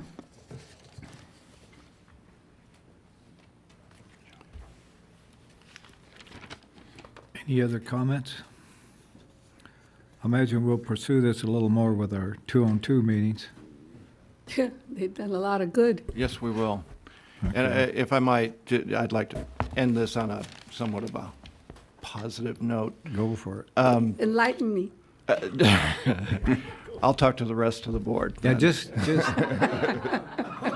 just lighten her. Yeah. Well, from a very parochial view, from an IID point of view, up until this last year in the Coachella Valley area, we were adding tens of thousands of meters. I mean, we were expanding our system just about as fast as an operation can, and in doing that, that caused a lot of turmoil, shortages, some missteps on system planning, and the Keystone project, from my point of view, really allows us to get way ahead of that. You'll notice on the last page where they show the chart of first year's studies totaling almost $700,000. Well, of what would be funded here, over half of that $700,000 comes right back to IID to do studies that IID has been wanting to do for a long time. And we're going to be folding into this some innovative new concepts and planning, as an example, mobile substations that we can hook people up very quickly compared to our conventional planning and construction process. So, assuming that our board and that the county sees the light, we would be very excited to move on this. Dr. Rady, you don't have to sell me on this project. It's a good project. I'm just concerned about the financing and that the money that we're spending every day to defend our lawsuits. Oh, I'm with you. So it's a good project. It benefits the valley, benefits my ratepayers, it benefits the county's constituents. It's just the money part.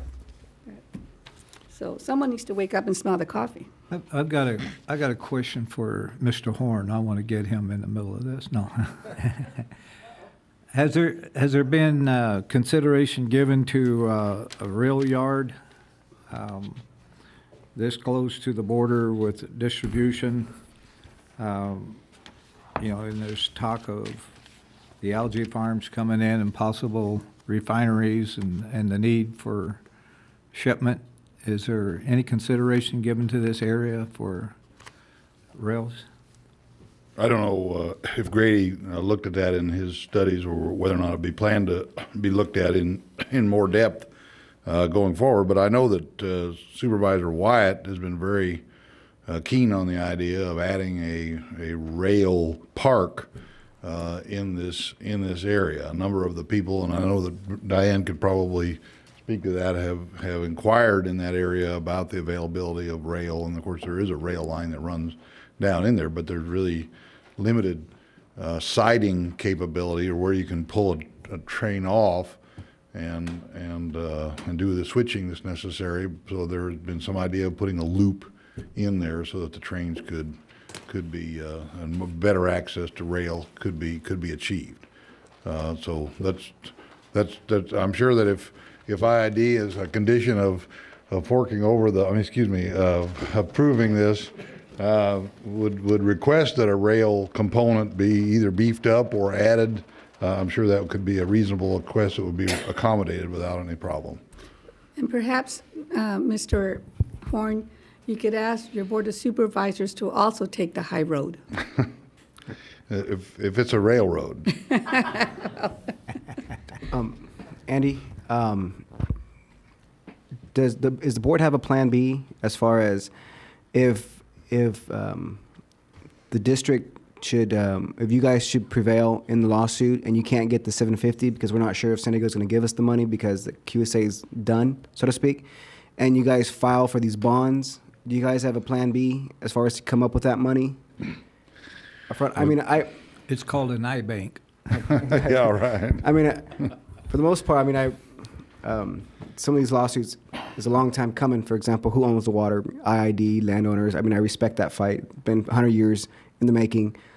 Yours, I'm not sure quite get other than we got federal backing. We have, you know, Fish and Game allowed it and all this other stuff.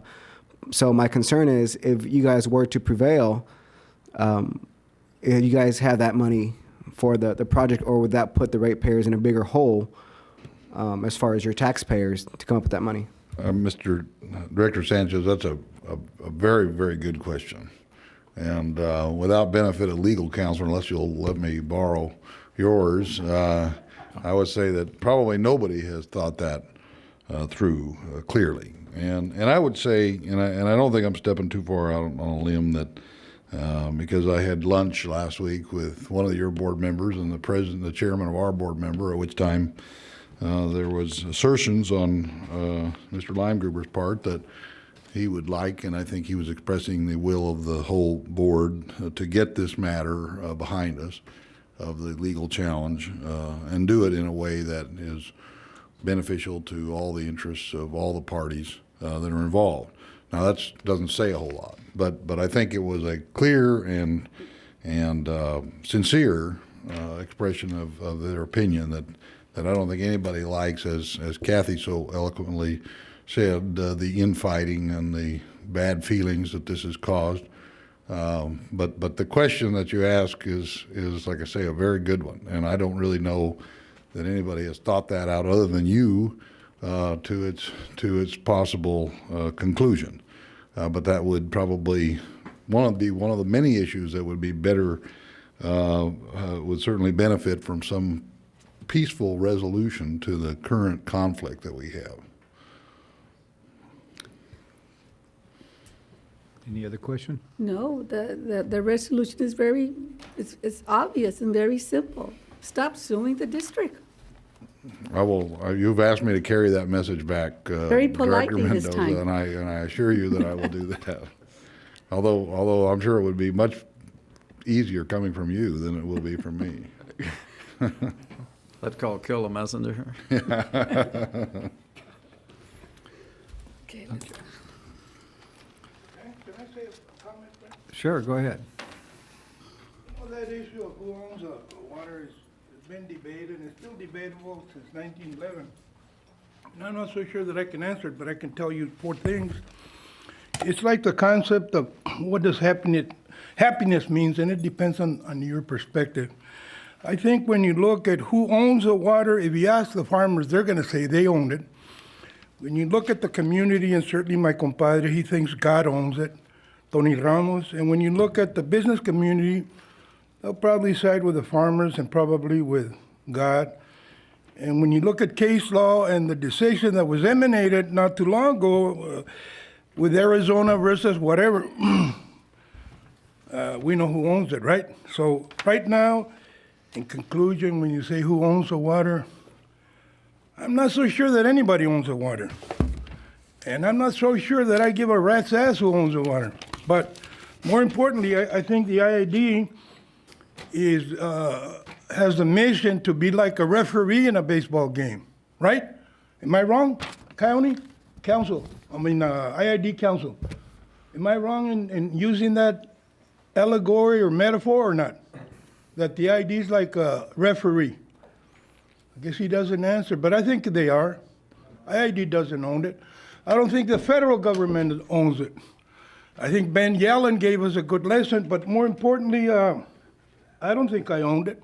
I don't think my grandfather owned it in 1916 when he came as an immigrant here and worked for Brock. My father worked as a ranch farmer for Brock in 1945, and he got him a job at Plaster City. And Oscar Gonzalez graduated in 1971 from UCSB and became a first-class citizen for the first time in our generation. Thank you so much. So I don't know who owns the water. I really don't. Thank you. All right, we'll move on to number 2. Mike, you have more to finish up.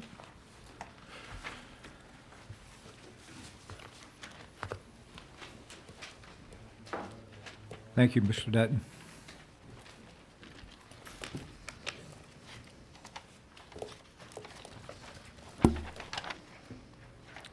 We've already covered one of the items on the AC safety, so I can take that off the agenda. Next was an item that Director Body had asked to be put on the board agenda last meeting, which I did do that. And I think the director body's question was relative to board approvals of the QSA projects. As you can, the definite plan, which is something that developed the whole aspect of this whole program and the QSA related documents. There was a major work authorization for the development of the plan, which is the definite plan, which was passed by this board on August in 2005 for completion in 2007. And that was number 16 on the board agenda meetings of August 16, 2005, and was moved by Director Mendoza and seconded by Director Allen that the board approve the major work authorization to develop that plan and the implementation of that plan. There's been two more major work authorizations that's been approved on the QSA. One of them was the Main Canal Seepage Interception Project, which was passed by this board and adopted on May 2007, and also the near-term actions in August of 2007. Now, to date, those are the only authorizations that this board has passed relative to any of the projects related to the QSA definite plan. Now, what has transpired since then, if I can go into that real quickly, is that just recently the financing for the system conservation plan was put in place to go out and start putting that together. And in that plan for the financing, in that was listed the system conservation plan components. So the financing is structured around the system conservation plan components that's listed there. Now, what will be forthcoming in a parallel process will be an MWA that will be requesting the approval of the system plan components that's listed in the financing plan, and that'll be brought early next year. And that'll be, I think you had like 16 or something like that, and that'll be 16 individual MWAs. No, it'll be, the system conservation plan is one plan with different components, so it'll be one MWA with all the components listed, is the way we plan to do that. Okay, I know, I think it was either late August or maybe September. I read some performers and some statuses of what I wanted to have ran against the projects where they developed. I know I talked to Dr. Broken back there on the phone after the meeting to make sure he understood. I wonder if any of that's done, because when I look at my project, the pilot projects, the seepage recovery, Main Canal seepage recovery, right now it's about 33% out of whack. Over budget.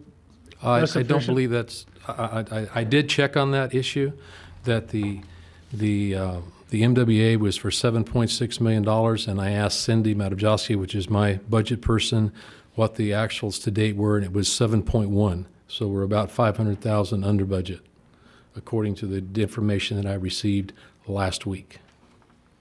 Well, then I would like to ask the Program Management Office to bring a full report, because it's the way it appears in the report the board just received for this month, or the last month, the last report we received. Okay, well, I'll take a look at that. Is that a projected? Yes, projected report, September. Is it the projected cost you're looking at?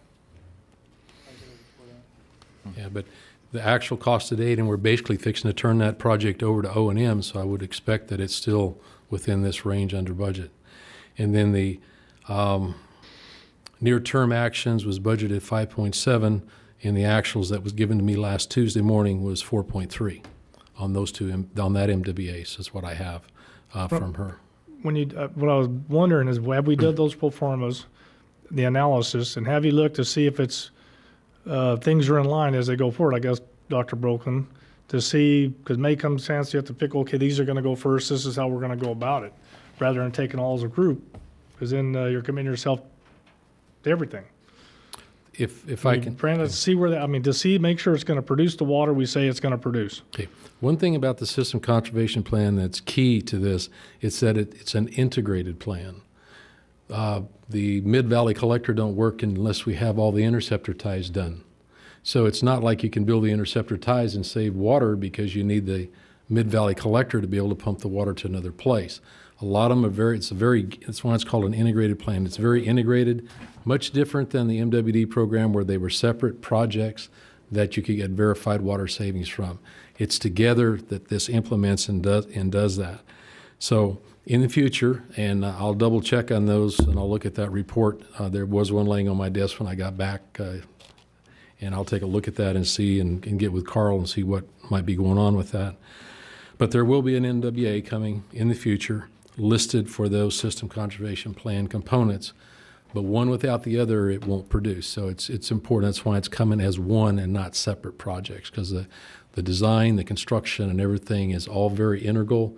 It's all going on at the same time. There's design, construction, implementation, and so it's moving. It's a very complicated, integrated schedule to get done between the 5 and the 7 years.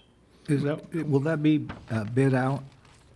Will that be just a bid out to a single company with sub-bids underneath it? Actually, we've been in discussion about how this will be put together with Dr. Brady and Jim Ross and myself and Dr. Eckhard, and we'll probably be putting out a design program management, construction management firm with different construction contracts and so forth as we go. When they went for financing at the iBank, was there a plan taken to it? Did they review our plan? They reviewed these projects. Yeah. Well, but they didn't see the plan itself, or? I don't believe so. Okay. I'm sorry, Mike. No, Okay. Any more questions on that? Do you have any information on iBank financing, or is Mr. Brokey going to give that to us? Mr. Broken will have to give it to you in his presentation. I do have one more item, Sure. and it's an item I believe that you requested, Director Hanks, and Michael Remington will speak to that. Okay. Thank you.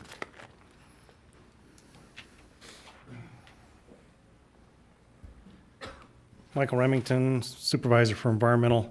I understood you wanted an update on the issue of rote known use in backwaters on the lower Colorado River. Yeah, mainly I want to know if the letter we sent did any good.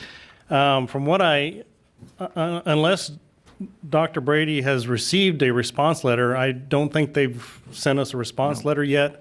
I know in meetings with the steering committee that the project manager, they're still looking at all the different backwaters. They haven't proceeded with anything yet. They're still just doing the evaluation still based on in reaches 5 and 6. I'll check to see if they're planning on sending us a response letter, but nothing so far. Okay.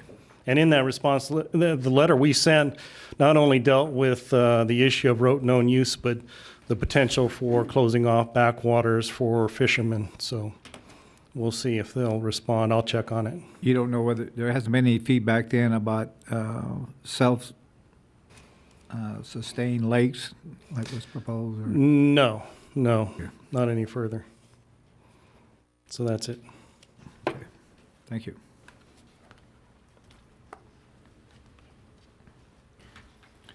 Mr. Koch, are you next? Yes, he is.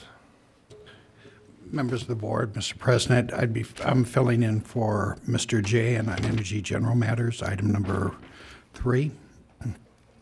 And there's only one item. It deals with number 17 on the consent calendar, the payment of the photovoltaic rebate to Joel Ranch. Joel has pulled their application. They don't feel it's in their interest to go forward with just a 300 kW limit.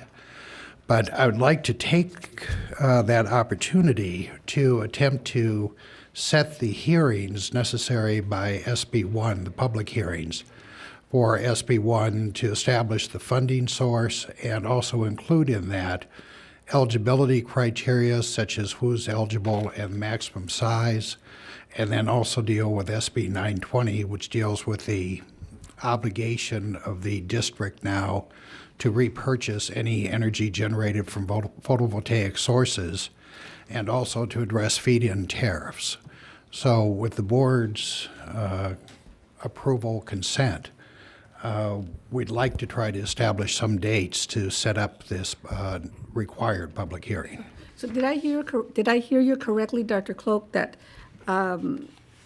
it's item number 17 is going to be pulled from the agenda because they decided not to go forward with their request? That's correct, ma'am. Good, because I was going to vote no. So that's perfect. Dave? Thank you. Are you asking for a replacement, Dave? I mean, or are you coming back in a different time for that? At a different time, that we would set a time for the public hearing sometime in January to address the SB1 hearings, which deals with the funding source, which Mr. Vance has told us we have not done at this time. We know we haven't done it this time, and then establish some of the other eligibility and size criteria. Were you going to, with that workshop or hearing, are we going to be able to discuss which type of limits or are you going to come back with a recommendation? Well, I'll put numbers out. It's obviously the board's decision. You have a great deal of discretion in terms of how big a rebate you want to give to any one customer, and any other criteria that you should establish, from none to others that you've discussed. I would like to make it so that we can reach out more of the ratepayers and kind of spread it around. Mr. Sanchez and I talked yesterday very briefly, and he would like to consider reserving a portion of the SB1 rebates for residential customers at a minimum. Well, even toward anybody, toward the end, October, if we have to use that money because we're required by law to use that money for photovoltaic, if for example, if there was someone similar to Jules Ranch who came in and said, you know what, you haven't used, nobody wants to do a 300 kilowatt, I want to do a 5 megawatt, I'm going to need $3 or $4 million, and we haven't spent any money throughout the year, and we have to use that money, then I think the board should probably look at that and make a recommendation. But I think at the beginning of the year, I think, in my opinion, that we should, look at how many people give startup companies the opportunity for that money. All those issues can be addressed at the workshop, sir. Yeah, actually, the SB1 monies roll over. So if we don't spend, and we didn't spend all of that in 2008, and that rolls over to 2009. So we're actually required, it's $4 million a year, but we're required to spend $40 million over 10 years. Oh, okay. So in year 3, if we don't spend it all, it's still available. It has to be kept in a separate account.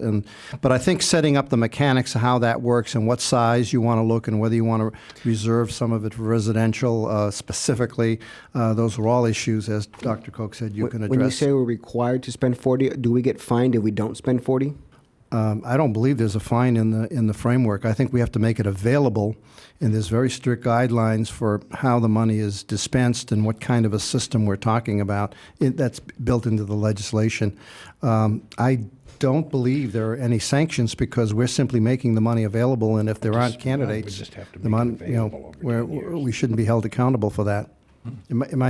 I'm diagnosing the law here for our general counsel. Yeah, I think that's accurate. As I recall, there really isn't a whole lot, if any, enforcement mechanism built into the legislation. I think they're relying primarily on the good faith of the agency to use the money as directed in the statute, but conceivably we could be forced to do what we're supposed to do, but I think that, if we go ahead and set those hearings and establish the funding source, I think we'll be on the right track.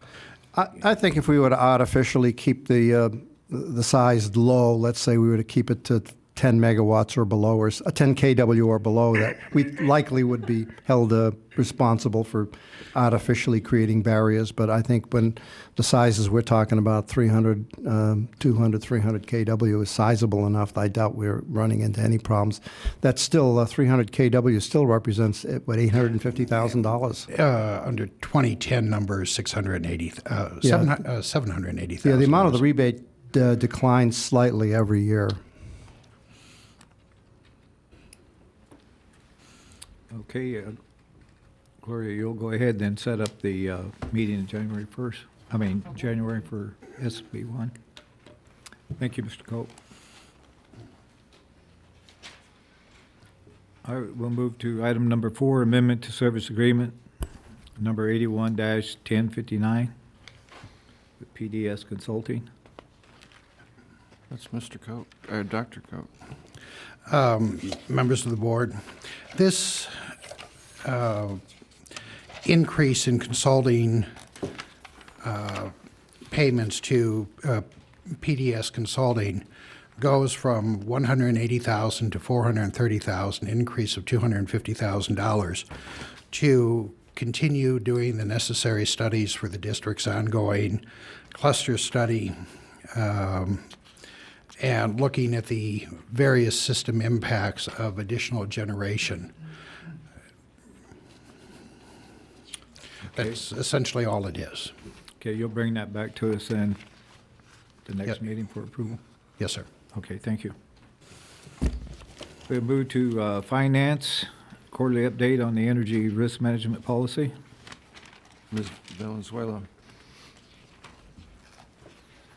Good afternoon, Board of Directors. I'm here today to give an update on the second quarter energy risk management reports, which basically, according to the policy, requires quarterly updates to the board regarding the energy risk management group meetings, the power strategy sheet, monthly portfolio reports, and a compliance report. So within the packet, there is a summary of the energy risk management group meetings. Basically, they met one time during the second quarter on June 24th, and the main subject of the meeting was the revised energy risk policy that was taken to the board in October and approved with the condition that we take it out to a second party for its review of it. And it is in the process right now of being reviewed by actually our financial auditors and Risk Management Incorporated.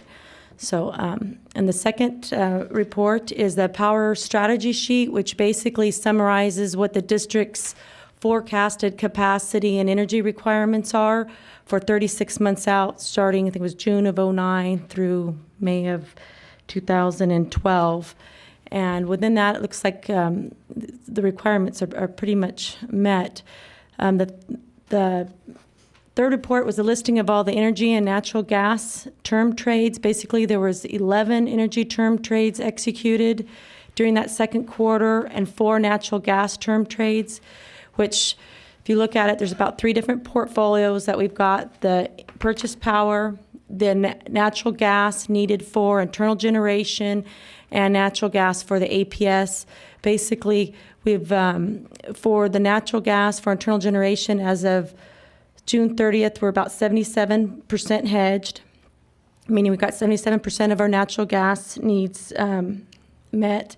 And for Yucca, we don't have any of those met yet, but I know that Dr. Koch is working on he's cooking up a couple different arrangements with them. So, and the fourth report is basically the compliance report. I'm happy to say that there's nothing to really report. All the trades were done in compliance with the risk policy, and that's really about it. And also, according to the policy, it says that the supply and trading should be about 5% within budget a month before, 10% within budget 12 months in advance, 20% within 24 months, and 30%, and they are within those variances currently. So, and I'll be back in December to give the third quarter updates. Okay, so I would just like to ask for just the board's acknowledgement that they received the second quarter risk management reports. Mrs. Valenzuela, has our risk policy been sent out for review by a third party? Yes, actually there's 2 third parties. I've sent it out to the Moss and Adams, who does our financial audit just for internal control purposes, and also to Risk Management Incorporated for their view on it. That's all that they do is energy risk management. So, and I'm right now working with them. They've asked me for a couple more reports, and so that's what they're going over it right now. So probably within the next month or so, I should have something to report back to the board. Good, thank you. Mm-hmm. Do you have any violations to report this time? No, actually, Dr. Koch's been quite boring the second quarter. So I wasn't going to mention his name. No, he's been in compliance. So. All right. Thank you, Billy. Okay.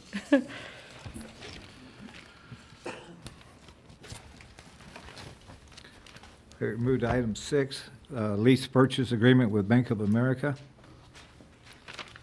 Mr. Brokey. Good afternoon. What I have in front of you, I'm on page 26 of the board package, is a financing of vehicles that the district has already purchased, a little over $1 million. We sent out an RFP for bids. I think we sent it to four different entities, got 4 responses. Bank of America was the low bidder at 3.88%. And we're recommending that we go with Bank of America, say 3-year lease, monthly payments of $30,000 a month, split between water about 88% and energy 12%. And we do these financings really for cash flow purposes, and Yes, I do. and by doing these types of short-term financings that provides us cash, we don't have to borrow as much money in the longer-term market, which is more expensive money. Okay, you'll bring that forward then? Yes, I believe the 7th. We plan on bringing it back. Hey, go ahead. The $1 million and 1,024,024, is that that's the total purchase price, with or without the interest? That's the purchase price of the vehicles. So it's not with interest? There's no interest on that. How much more is the interest? About 20? No, more? Well, let's see. And how is it reflected There's a schedule in here. Let me see if it gives you a total. 30,000. I can find it. Total interest is Do you put $62,000. in your general accounting? Do you put $1 million in cars, and you put the $35,000 in interest, or do you put the $35,000 in the car mortgage, so to Well, speak? we've already purchased the vehicle, so they will be on our books at the $1 million. And then as we make payments, we'll credit cash and we'll debit interest expense and So principal. it's part of the along larger over. portion of the interest that we pay a year, Yes, so to speak? Yes. It's part of our, what we call the indirect debt that we pay during the year. The $62,000 would fall into that.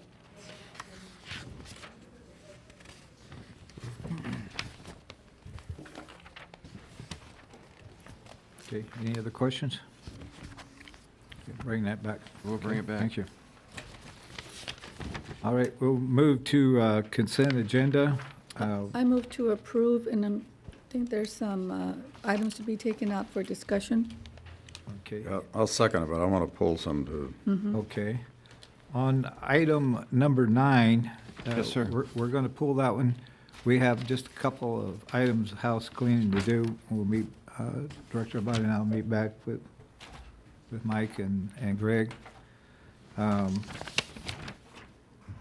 We thought we had it pretty much, and Gloria loaded us up with about 1,500 pages to read this time.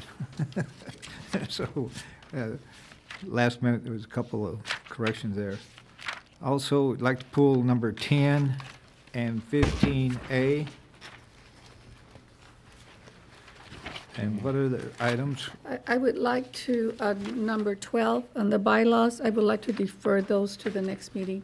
Well, okay, pull it for future Pull it for future, consideration. I'm not sure if it's the next meeting, but I'd like to have that pulled. Okay, for Okay. the next meeting? And you'll recall. That or, Okay. pardon me? No, that's fine.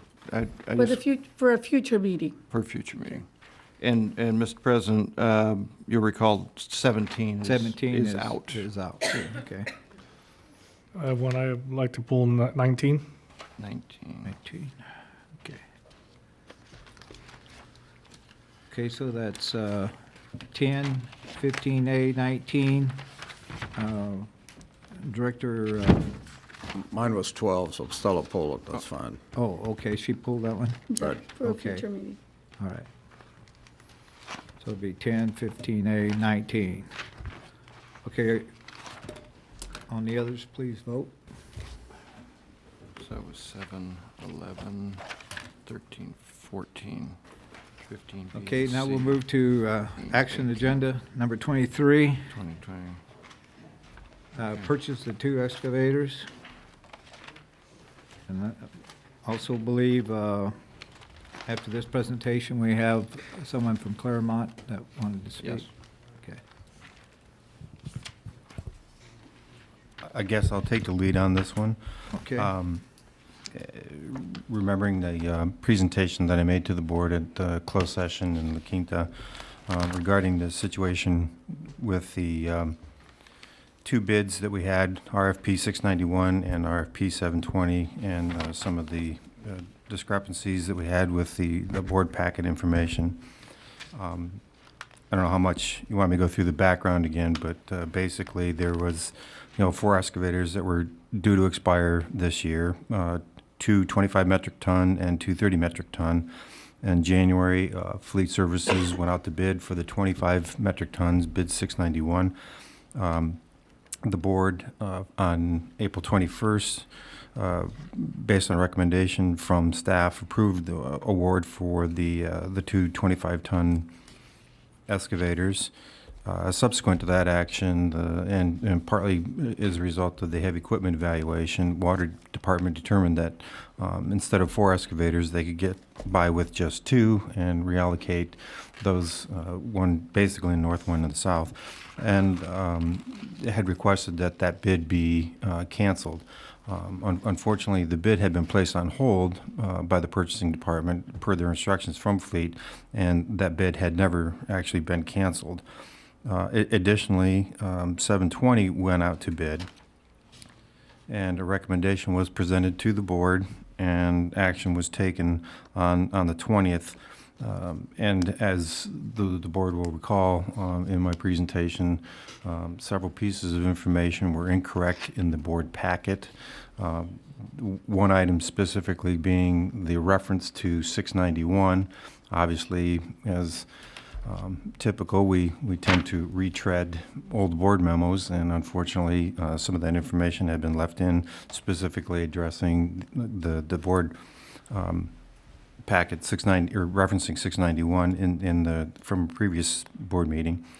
Additionally, upon further examination of the information that was presented, the bid expectation was for a 48-month lease, as it was indicated on the board packet agenda item.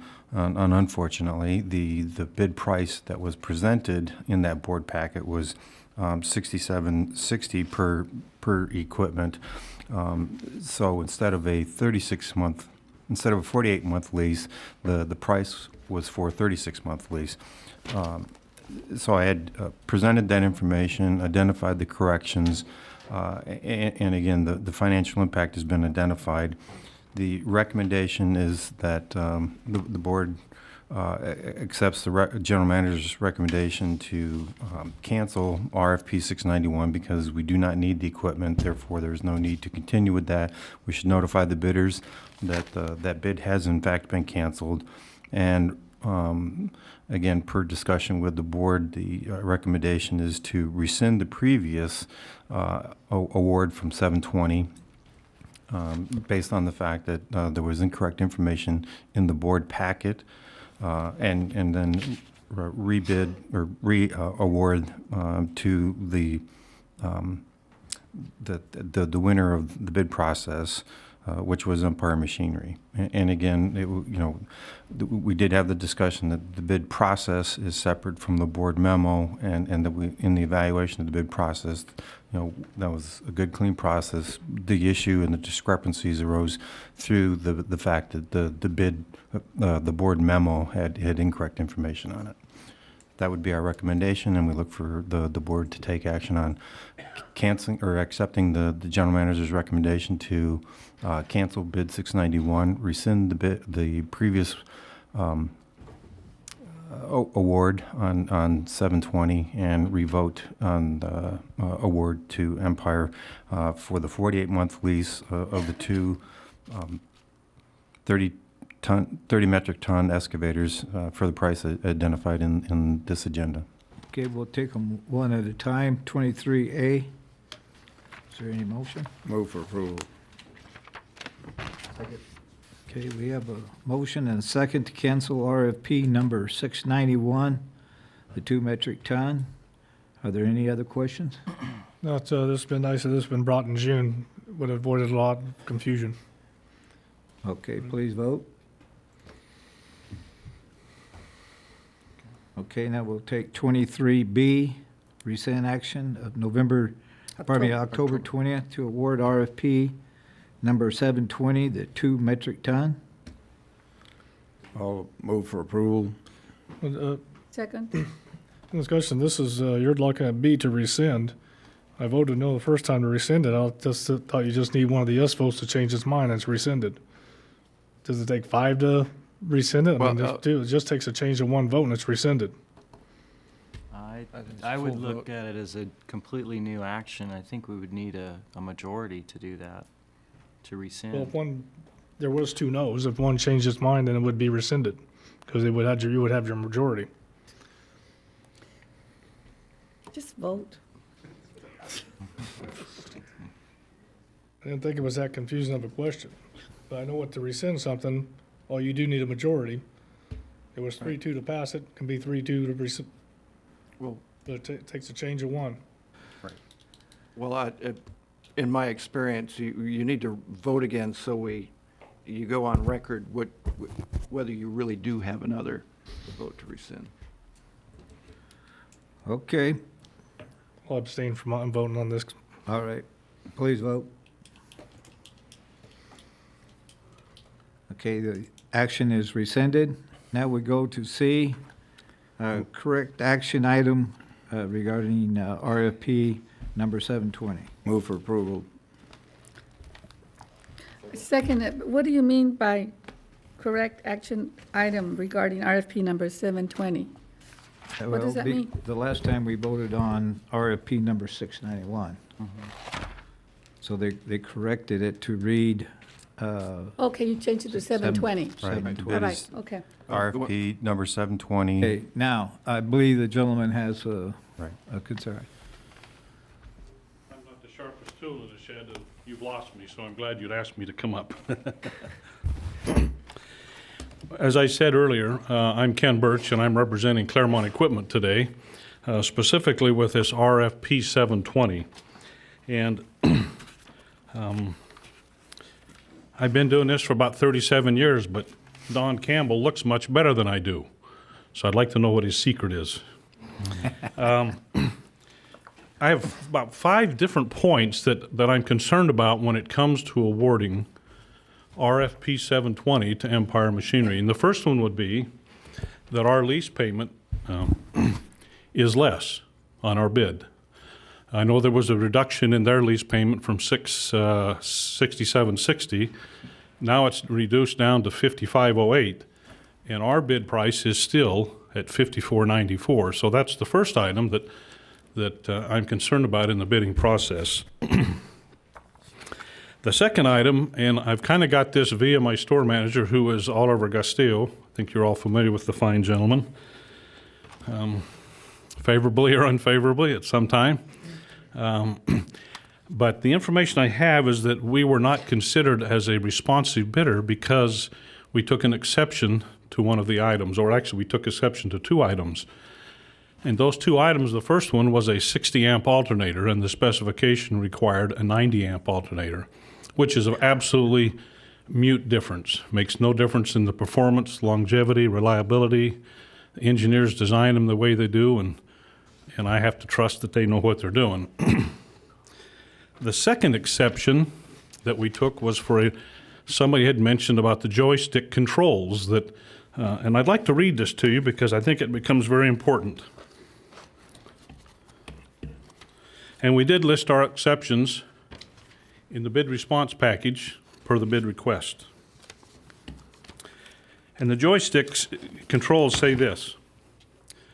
The controls will be located to each side of the operator's seat, utilizing 2 height position adjustable joystick type levers. Now, that's the exception that we took, and we noted that in our bid because Komatsu, who is the premier manufacturer of excavators in the world, can't meet that specification as it's written here.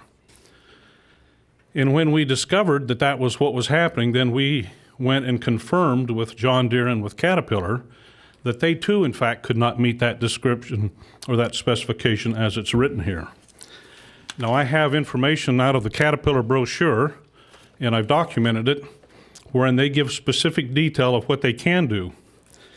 And frankly, if you took a John Deere and a Caterpillar and a Komatsu, you put the cabs side by side and you didn't tell anybody what they were, you would think that they were all luxurious box, what do they call them at the baseball games, the luxury suites. They all deal with the same ergonomics, the same functions. They all have armrests that fold, that move away. They have consoles that move. They have seats that go up and down and turn around and just about give you a massage. But they do not, none of us, have joysticks that actually move themselves. And you don't need it simply because everything else moves around it to accommodate the operator and how he wants to put the seat or put the arms or whatever. So that's a question that I have, and I'm really concerned about. How come that's being held against us in this value? So the third item, and I picked this up off from a video that I had watched of one of the board meetings reviewing one of the agendas in the last couple of weeks. And that had to deal with a bucket. And let me read to you the specification for the bucket, because the inference was that we are not meeting the specification for the bucket either. And it says, under the response form, your bid specification, 1 general purpose digging bucket with ESCO Super V series replaceable teeth, excuse me while I get my reading glasses on, with bases mounted on a removable bolt-on cutting edge. Bucket to be approximately 72 inches wide, with a heap capacity of approximately 1.5 cubic yards. The approximate is the right word for a bidder to use in your case because everybody varies a little bit. The manufacturers that we go to say that the 1.5 cubic yard is what we put on those machines that we have delivered, even though it's marked 1.33 or 35. The heap capacity, and your operators are very skillful. I've watched them in the field. I've spent hours with them. They're very, very good at what they do. In fact, when they are dredging out those ditches and they hit that sage and that thick brush, they probably are exceeding the 1.5 cubic yard capacity just because it all comes out in a clump. So when you put the word approximately in there, and you have accepted 3 of those buckets on the last 3 Komatsu machines that you purchased, and I haven't seen a complaint about any of those buckets, then I'm wondering to myself, why is this an issue? Because we feel that it meets specification as I've read it. In that same video, there was conversation about product support. And I don't remember who the individual was, but they made mention of Caterpillar, that they even fixed problems and didn't charge you for it. And I have to tell you, I'm delighted that that's the case because that's what we as manufacturers and dealers are supposed to do. We have a contractual agreement with you via a bid that says anything that's defective or incorrect, we're supposed to fix it for you. So I'm grateful that they're doing their job as well as we're supposed to be doing ours. Now, one of the things that we have on the Komatsu excavator, some of you may have heard it, is the Comtrax monitoring system. The Comtrax monitoring system is the most sophisticated monitoring system in the world today for excavators. I can tell you when that machine starts, how long he sits there before he pulls his first lever. When he does pull his levers, I can tell you which mode he's digging in, whether it's power, whether it's economy, or whether he has a tool on it. I can tell you how much fuel he uses every hour. I can tell you how far he travels and when he travels.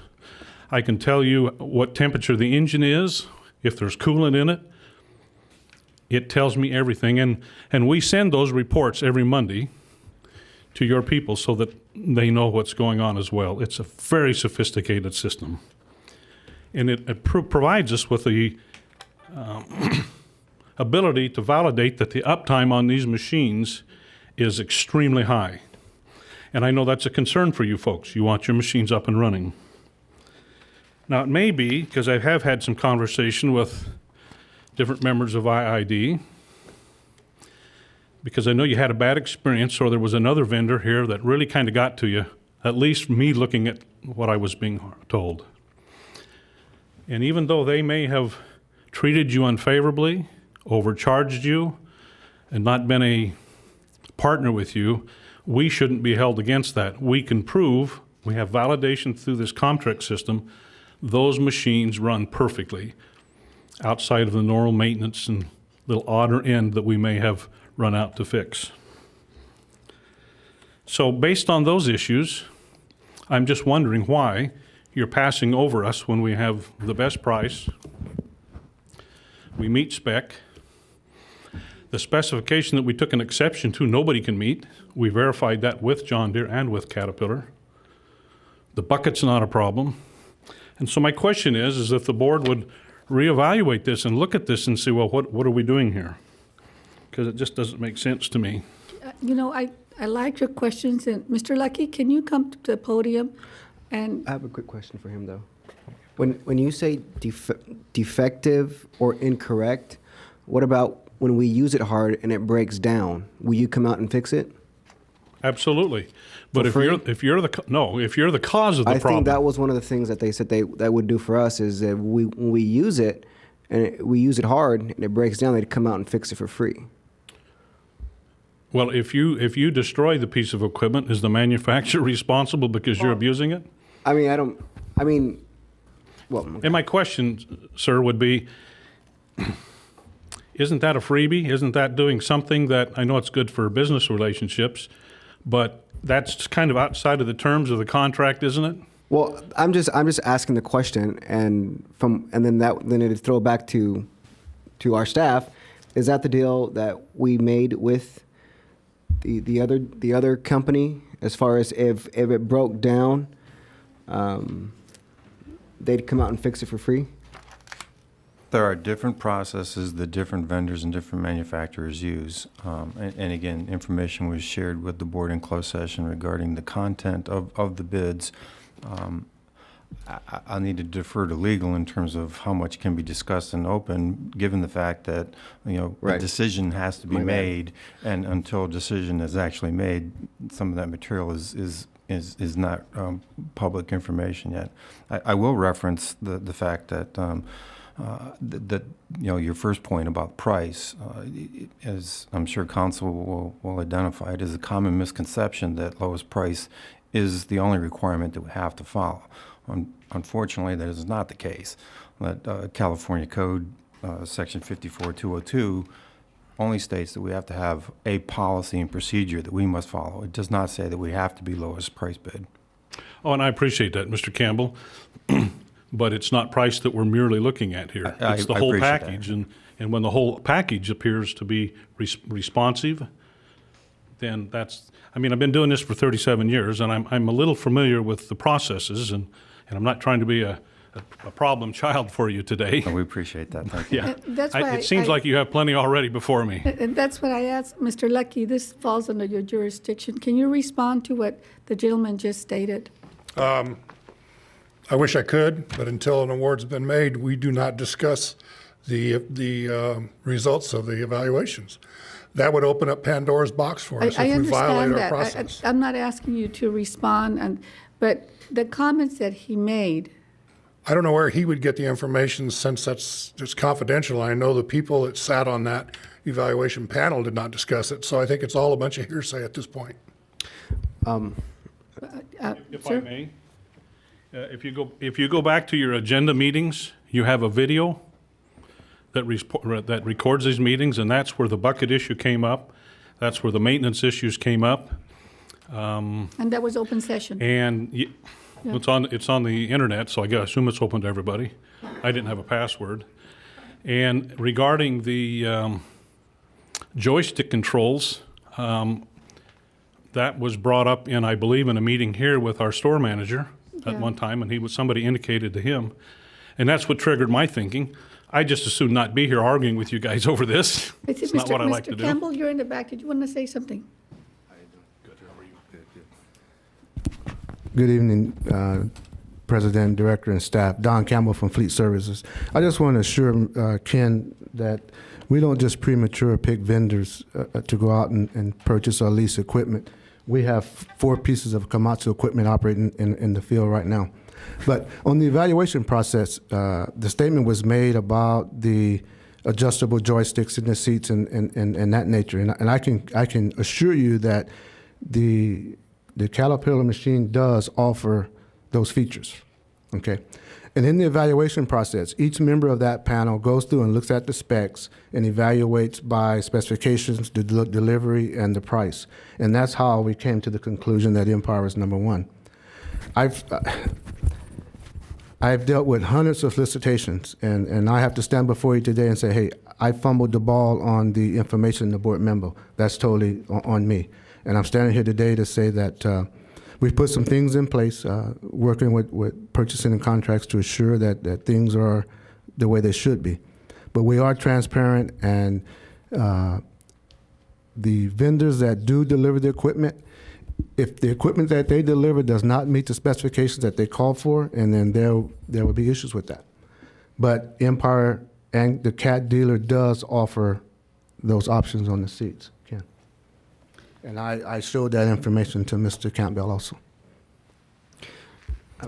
I really like Mr. Campbell here, so it's uncomfortable to me to stand here and argue with him, but I like unemployment less. You know, let me just, I'm sorry. No, I was going to say at the last meeting, Director Abadi had said we should just go out to bid again because of all the confusion. And it seems, is that the reasonable thing to do, Mr. Attorney, that just go out to do a new bid, a new RFP? Well, I think the issue here is with the board agenda memo. I think, as Mr. Campbell stated earlier, the process, in terms of making the selection was not flawed. It was simply maybe a potential Brown Act issue that we wanted to address with the memos.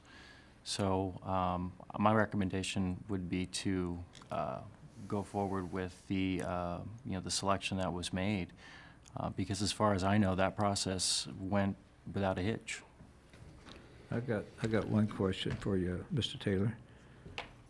Did we have an independent contract person there to review the scoring? Pardon? Did we have an independent contract person there to review the scoring? That I don't know. No, I there was wasn't. not. Is that part of our policy? It will be part of the well, as the board knows, the action steps that were taken immediately after that board meeting and the issue that was identified. I sent a memo out to the management, Donna and Lori, to Mr. Campbell and Mr. Lucky, and to the department managers, indicating that the process by which we will follow is going to be different. And in fact, one of the requirements will be that the independent oversight from contracts is part of the new process. If I may, the current process just calls for the involvement of having that independent observer for services. It doesn't currently cover material solicitations. Never has? No. Okay. No. But we have started adopting this because we feel it's good protection for the district and just documents everything really well. So we've been incorporating more, but it does not exist in policy right now. I have one more question for Mr. Attorney. If the majority of this board votes to go out to bid again, does it give any unfair advantage to any of the bidders with all the information that's been discussed in open and in closed? I suppose there's that potential. I think most of that information that was exchanged was in closed session, so that's a question that I'm not really able to answer off the top of my head. Answer just like a typical attorney. Well, and I have two thoughts, if I may. Let me read what it says right out of the CAT brochure first, because either you're going to have a big surprise if you go through with this, or somebody's going to have to modify an excavator. Because here's what their brochure says, and I just printed this off the internet. And this is the Caterpillar brochure under joystick control. Joystick controls have low lever effort, and are designed to match the operator's natural wrist and arm position. The operator can operate joystick controls with an arm on the armrest, and the horizontal and vertical strokes have been designed to reduce operator fatigue. Doesn't mean that the joystick itself is going to move. And then over on consoles, it says both consoles have attached armrests with height adjustment, not the joystick control. Now, I could read that out of the Komatsu spec sheet, and I could read it out of the case spec sheet. I could read it out of probably the John Deere and a ton of others, and they're all going to read basically the same. It's just too hard to put a adjustable joystick when everything else moves. There's no need to do it. And secondly, as a vendor who wants to participate as a partner in you guys getting your equipment, how is it that we're supposed to be able to respond to a bid when there's all these hidden agenda items that you meet with in a room somewhere, and we have no idea how to respond? Maybe if we knew what those list of items that you critique us on are, well, then maybe we could get a better bid to you. Can you give us an example? Because, I mean, the RFP states the specifications. Yes, it says specifications. Can you give us an example of backroom dealings? I don't know. You're the ones that are telling me. Well, I mean, the specifications are the specifications. You know, Mr. Sanchez, that's my point exactly, and that's why I'm standing here arguing. Well, and I agree with you all the way up to a point, and then you said backroom dealings when the RFP we had the specifications for you to see and for you to follow, so to speak. Right. So there's no backroom dealing if it's right there in front of you. Good point. Then why are we in this situation? Because as you do your evaluation, you've said here repeatedly that there's things that you can't talk about because it hasn't been awarded yet. Well, I mean, I think I may have accidentally blundered something to you that I shouldn't have. Oh, no, it's not you. I mean... No, but you heard me. I accidentally probably blundered something to you that I shouldn't have about another company. And so that's the reason why we can't, wouldn't that make sense to you? Do you want me to tell your competitor what you're doing or what you're offering so they can go ahead and match it and do better? Well, first of all, Mr. Sanchez, I disagree with your premise. That was a positive thing, what they're doing. A poor illustration to get to me, but they're taking care of you. That's what you said, and that's what I think they should be doing. President Hanks, I'd like to make a comment, please. Yes, go ahead. The reason that we're in the situation that we're in here today, and we're sitting here arguing whether we use a Caterpillar or a Komatsu, is because of a typo. And the thing went out at 691, and it should have been 720. Caterpillar won the bid. They met the specs. No, sorry, I disagree. I'm sorry. We had an evaluation committee, and the evaluation committee came up with Caterpillar, and they made the recommendation. And due to some typographical errors, we ended up in the situation we ended up in, which opened the door for your representative to come here 2 weeks ago or 3 weeks ago, whenever it was, early in the morning, and then allowed you also to come in now to try to influence the decision that was made by the committee. I don't see Caterpillar here. I don't see John Deere here or anybody else to try to sell their product to this board when a committee, that IID committee that's set up to make recommendations has already made the recommendation.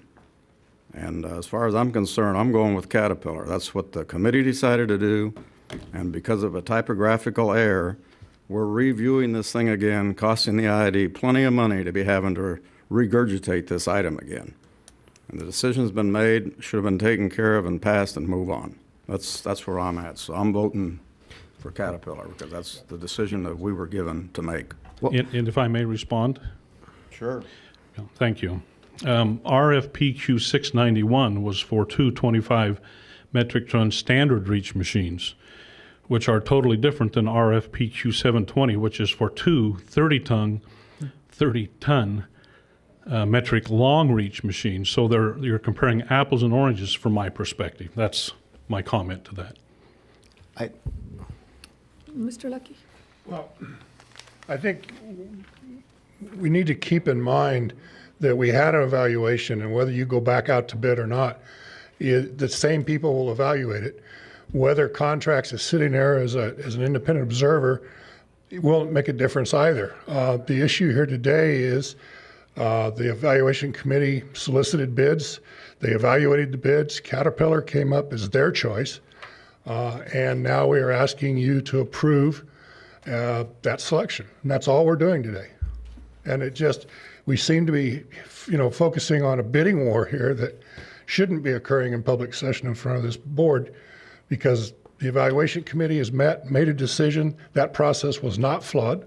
Is adhered to. Mr. Lucky, the reason we're doing that is because our staff made it happen that way. So you all we need made to a mistake. You We've all need to take apologized for that. responsibility for that. And I don't know how to make that right, other than I don't want to punish Caterpillar for being the number one bidder either.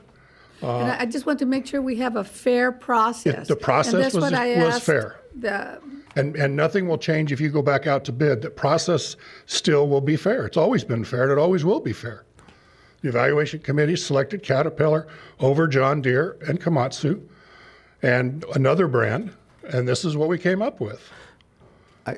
I don't want to take away from, I'm sorry, I forgot your name. Mr. Birch. Mr. Birch. Mr. Birch, because you do bring interesting points to the table as why are we spending more money, so to speak. But this, obviously, the disagreement I think I hear right now is we're saying they do meet specs, and you're saying they don't meet specs. Yes. So if they happen to do meet specs, so to speak, then there's more of a reason for a higher price type of tool, so to speak.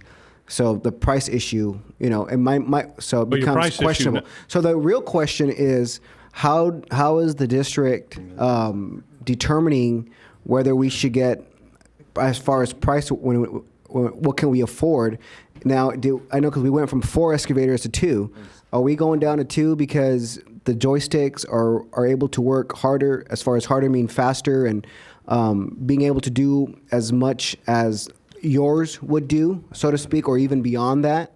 That's a good reason to maybe go with the specs that are in the RFQ, so to speak. So that's why I'm leaning toward, because they meet the specs, and I'm guessing that they're going to work better, so to speak, you're talking about mortar, but if they can work. They're actually come up to the Caterpillar levers now have come up to the standard of Komatsu. The issue here, and then I'll leave it alone for you to do what you want to do, is that the specifications say one thing. My competitors, including Caterpillar, say they cannot meet that specification as written. So my question will you be, when those machines arrive here and we find out that they have not met that spec, what will your decision be then? Just to push it under the carpet and let it go and say we'll get it right next time? Because that's what frustrates us, if you will, and we all are competitive. You can tell we're a little competitive here.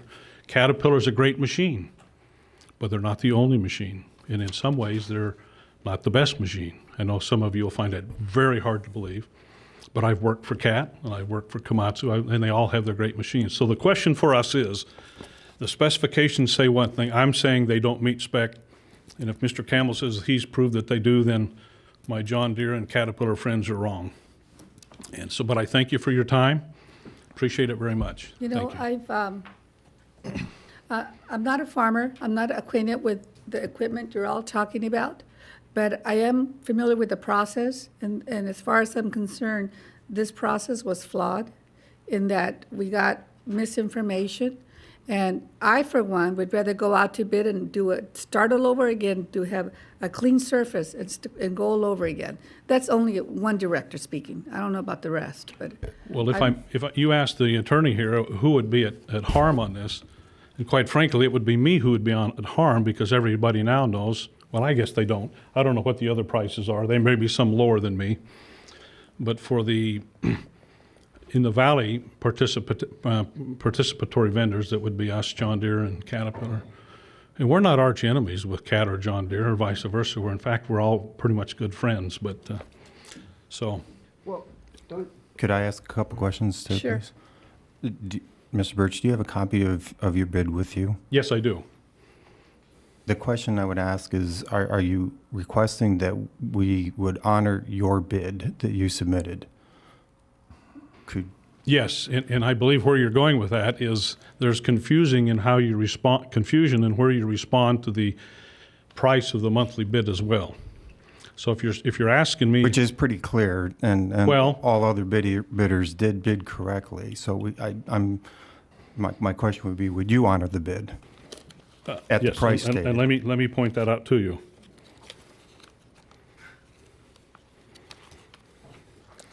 Mr. Campbell was just showing that to me. Have you got that done? There's too much paperwork over here. Oh, Thank you. that's you were going to give us a bonus. on that. Well, the confusion lies here, and it's a good point. But when you're looking, you have three items: item number 1, item number 2, and item number 3. And under item number 3, which is supposed to be a grand total of everything, it also says grand total for lines 1 and 2. Before we go too much farther, again, we are in public session, and we need to be careful with how much information you do share. Yeah. That part I don't understand because it Because seems it would to be, again, if a decision Okay. needs to get made, It's still in process. it's still Well, a anyway, process, and we wouldn't want to So when you read disadvantage it. those item 1, item 2, and item 3, it's very easily to misconstrue the fact that it says grand total for lines 1 and 2, so I put lines 1 and 2 and put it in the grand total. But not on my course, so it is a little confusing if you're not the sharpest tool in the shed. Thank you very much. Okay. If I may just, Mr. Campbell and your employees have been a delight to work with. I've been doing this a long time, really. He is, and I don't need to brown nose him because I'm probably older than he is, but they have been good to work, from your operators to your service people to your shop people to Mr. Campbell and his staff. And we've been delighted to work with you, so thank you very much. And I appreciate that. I just want to be fair to everyone involved and try to do what is the right thing to do. And that's what I want to do. Now, right now, I'm really confused whether we should just go out to bid or accept the recommendation of our selection committee. I'm telling you, with all this discussion going back and forth, I don't know. Well, I certainly hate to see it go out to bid, but and from my point of view, I'd rather see that, because now I feel like I'm not playing on the same with the. So you don't want us to go out to bid again? Well, no, I says it's more difficult, and everybody knows what we've bid, but if you're going to play by the same rules, then you need to go back out to bid and make it very clear on those specifications, because I'm sure I'm not the only one who took an exception to those. So thank you. I've got one last question before we vote. On the non-conforming bid issue, who's the referee that makes that call? The members of the evaluation committee, they take a look. No bid ever meets 100% with no exceptions. There's always going to be something that comes up. Price, bid package exclusions. These companies were not excluded. They were evaluated. Had they been deemed a non-responsive, they would not have been evaluated at all. So they were evaluated with the same look that Caterpillar got and John Deere got. They were evaluated. They were not excluded from the process. Yeah, that's the part that bothered me, because the last meeting, the word was used, non-conforming bid, but yet it was scored, and that threw me off. It's not, non-conforming bid they would not evaluate. They did evaluate. But they were these. evaluated Yes, the same with the other two. Same as Caterpillar, same as John Deere. Okay, any other questions? Any comments? Please vote. Okay, we'll go to the next item. Thank you. Brad, you might as well stay there, and the next item is ours again. Item number 24, rescind award of bid number 09-20. As a result of this previous misinformation, we went back through and double-checked to make sure we didn't have any other problems out there. And we did discover one addition problem in the evaluation bidders forms. A clerical technician added it up wrong, and it represented 20 points, and it shows that. Always blame the little fellow, right? Yeah. Always blame the little one. And just because of a mathematical error, but this bid, we want to get it straight. We changed the process. We're adding, independent oversight from the Contracts Administration Office, but I think this one would have slipped by them as well. It's just an innocent additional problem, and it's enough to change the bidder. Do you guys have coffee in your offices to keep you alert? Yeah, and I'm paying for it. I'll move for board recommendation. Staff recommends the board to rescind the action it took on October the 20th, 2009 to award the bids 9-20 to Redlands Ford and re-award it to the qualified bidder, Fairview Ford Sales. That's my motion. I second that. Did you notify Redlands Ford already that they had been selected? No. Oh, okay. I don't want them coming back in this office, in this building, and doing this all over again. Any other questions? All right, please vote. Thank you very much. Get it right And next I will time. not be back. All right, we move to item 25, approval of incorporating the energy cost adjustment clause into the district's energy base rate. We have a budget hearing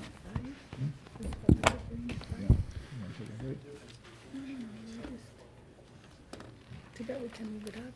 Could we? Could we move it up?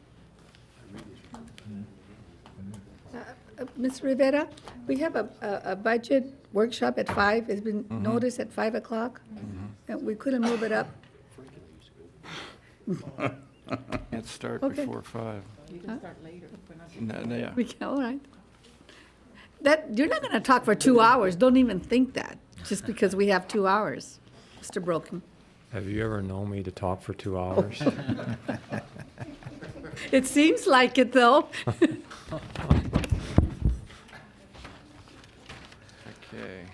Okay, I do have a couple of pages I want to go over this in the board package, but before I do that, just recap what we've done over the past, I think it's since October 20th when we had our first rate hearing, ECA hearing. We had an ECA hearing in October in El Centro, and then we also had one up at La Quinta, and then today we have it in front of the board for action. The only thing I would like to reiterate is what we are proposing is not a rate increase. There is no impact on the customer. That what we're proposing to be effective no earlier than February 1 of 2010. It would be the same rate that they're paying now would be charged in February when we think we can first make that change.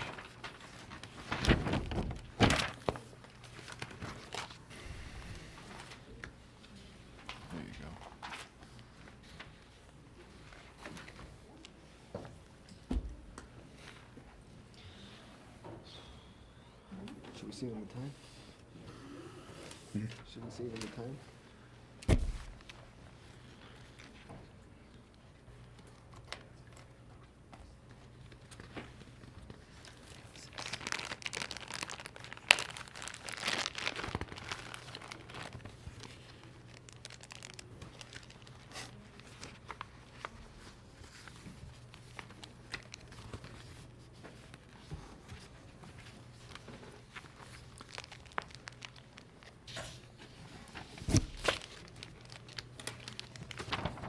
The room has cleared out.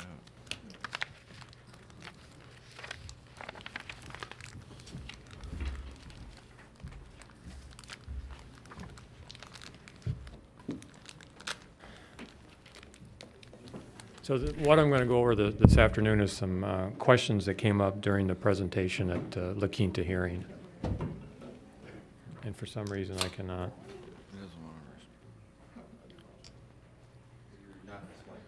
I'm not in the slide.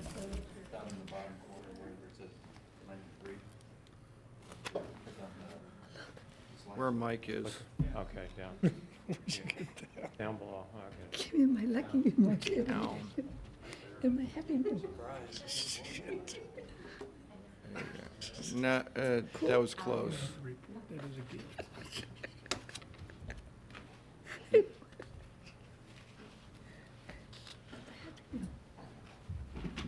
Got a stamp. No. I'll tell you what, we'll just go through from the board package. It's all in the board package. Yeah, give it to you. Want to play with it. So I'm on page 125 of the board package. Oh, here we go. Thank you. So, the brief presentation I have today is we want to talk about cash reserves. This is information from years 2006 to 2009.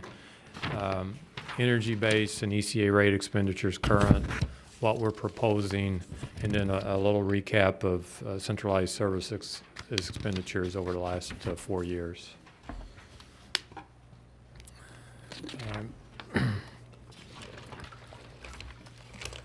You'll see on this slide, at the end of 2005, the unrestricted energy cash was $97 million.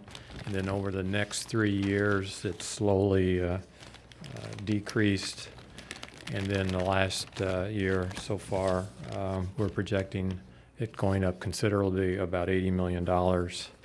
But to give you a little more information on what's in that unrestricted cash, if you look at working capital cash in a self-insurance contingency account, at the end of 2005, that amount was $81 million of the $97 million. And then if you look at those two accounts at the end of 2008, they comprised $31 million. So in essence, what I call your working capital cash had really dropped about $50 million during that time, as opposed to just the $36 million that you see on that slide, because there are other accounts, mainly OPEB, that we include in those numbers. That is unrestricted money, but we've really set it aside to pay future medical costs. Is there any other accounts that went down at the same period of time? Not in that magnitude. No, the answer is no, basically. Those are the two main accounts that went down.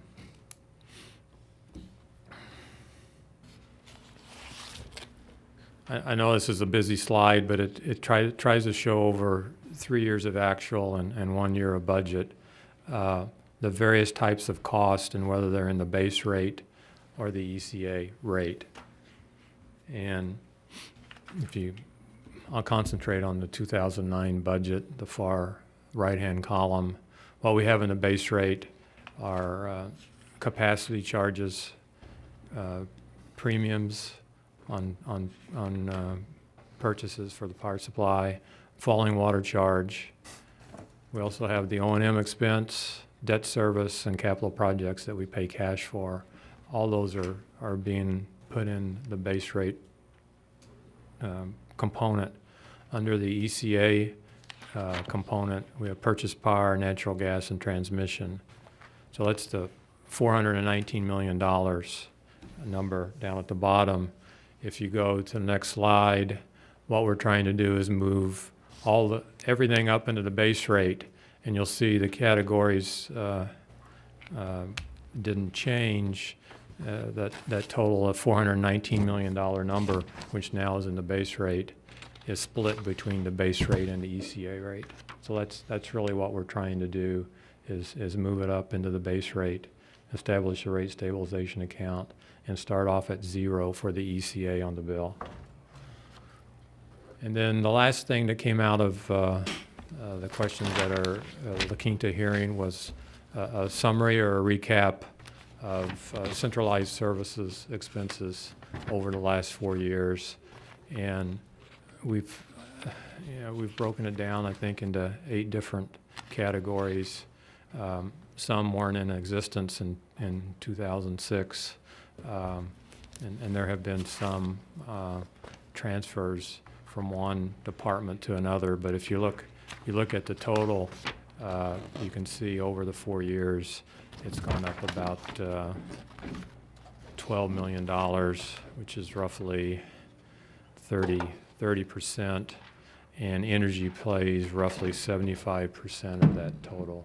Not all of that is being charged to energy. Water pays their portion also. So I think that was all the questions that came out of the La Quinta meeting. And if there are any other questions, I'll try to answer those too. Yeah, Greg, what I was trying to get information on, what was from 2005 to 2006, what was the carryover of the under collection?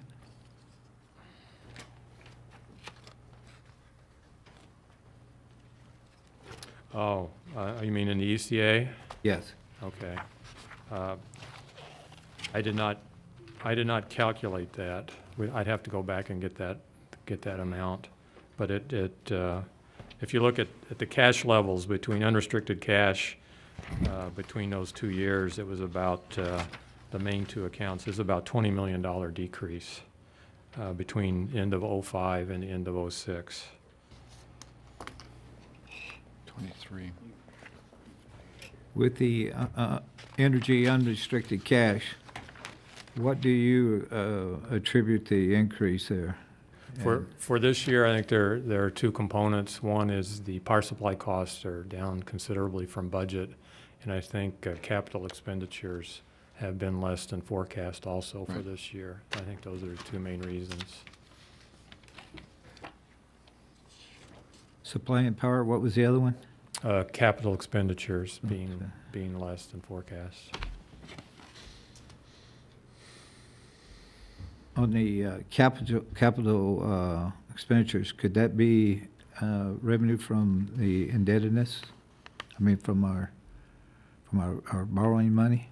Well, we've not had to borrow any money this year, mainly because we've not spent the proceeds from the 2008 as fast as it was originally planned. So there's been no additional borrowing, and I think we've used less money out of rates than what we might have originally budgeted to, or out of reserves. Okay, but what I'm getting at is that increase part of that borrowed money? Is that part of that borrowed money, what you're calling capital? Oh, is that part of the increase of the unrestricted cash? No. Okay. No, the borrowed money we have under the restricted cash totals. So in relationship to the rate stabilization fund, what would that look like projected to look like at the end of 2009? Well, at the end of 2009, it would be zero because it hasn't been established yet. We're proposing to make it effective when we make the change to the ECA, which would be probably February, maybe as late as March of 2010. But the money that's been saved this year would be in the unrestricted working capital account and could be used for any purpose the board so chooses. And what's the total of that going to be again? We're forecasting total unrestricted to be $141 million at the end of the year. That puts us at 10% for cash reserve? That will put us pretty close to the operating reserve requirement that the board approved during, I think it was August, maybe it was September when the policy was approved. But we have a range for operating reserves that we're trying to get to, and I know it falls within around $110 million plus or minus. So if this were to happen, I think we would be close to meeting that target. Have we, now this is the end of 141, right, the end of this year. End of this year, yes. Now, have we started using that money in 2010? No, we still. But if everything goes perfect, which I know it won't, at the end of 2010, we should still have 141? Yes. On the Appendix A that you handed out to us in a board packet with the class of service, do these all vary from what their current rate is? Or is there just a change in the residential service? I didn't get the question. For example, in the large general service, the energy charge is a 11.60 cents. Oh, good.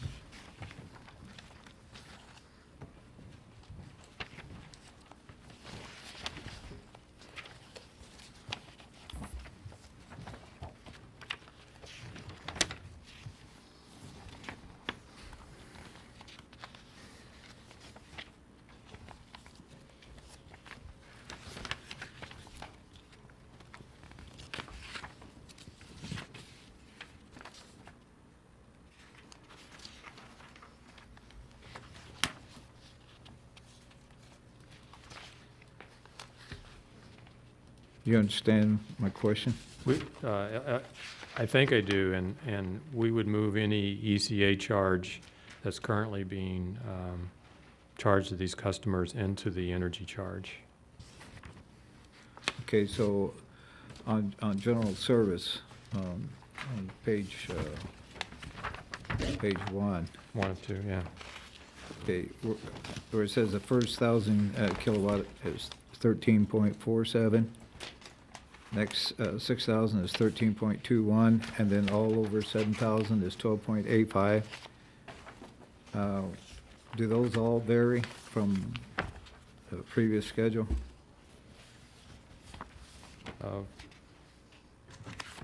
The energy cost adjustment, the ECA would be added to those numbers. Oh, it's already in there? Oh, this is the 35, okay. Then it's in there. It's already in there then, I'm sorry. I thought I was looking at the old schedule. I was wondering why those numbers were as high as they were. The ECA that we're proposing to move into the base rate or the energy charge are already in those numbers. So the energy charge would be 0 starting off for the ECA.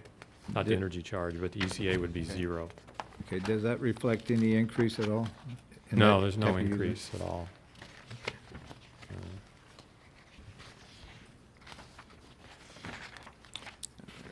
Any other questions?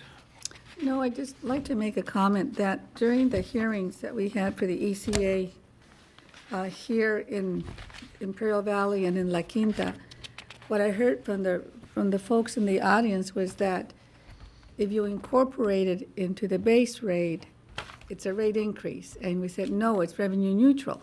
But there's this misconception that it's going to be a rate increase. And I know that you tried to explain it to the folks in the audience, and so that is my concern, that folks are going to say, well, you just increased my rate, when it actually is revenue neutral. But so what's your feedback? And by the way, it's your birthday. Happy birthday. Thank you very much. With a bad back. That's a great birthday present. Pretty much what you just said. It is not a rate increase. But it's your birthday? But it is my birthday, yes. You just saved a bunch of money in Geico, too. Yeah. I'd like to say that I'm still out where I was a year and a half ago, 2 years ago, and I think at least 2, maybe 3 times I've tried to get the ECA released and let the budget determine the base rate. And that's where I'm at today. So I'll be voting no on this. Question for Sure, go ahead. Craig, on the $141 million that's going to be unrestricted at the end of December. Yes. What amount, whether we vote on this yes or vote on this no, I know we have a reserve account that we've put together up to $100 million. How much money can we put into that account? Well, it's, oh, you mean the rate stabilization account? Right. I think it would be the board's prerogative how much they wanted to take out of working capital, out of the working capital account to put in a rate stabilization account. What is your suggestion, knowing what the numbers are? Well, I guess it depends whether the ECA gets passed or not. If the ECA gets Let's say passed, the ECA doesn't get passed and it stays the same, but this board every 3 months comes back and votes, so whether it goes up a little, goes down a little, or whatever. we still need a rate stabilization account so that maybe we don't have to bite into the ratepayers, and or maybe we can lower some things. The amount of money, or the money that's in the working capital in that 141 million, can be used as a rate stabilization account. So you don't really have to set up a separate account, a rate stabilization account, to draw on it. You can draw on the 141 million. The reason why I'm proposing the rate stabilization account the way it is, if you tie it into your ECA account, then when power supply costs go down and you don't need the money to pay your power supply cost for that particular year, you put that money into a rate stabilization account, you still meet debt coverage requirements. And then when there's a spike or there's an increase in costs, then you take the money out of your rate stabilization account. It counts as revenue. It counts towards the debt service calculation. So if you do it like that, that's the benefit of the rate stabilization account.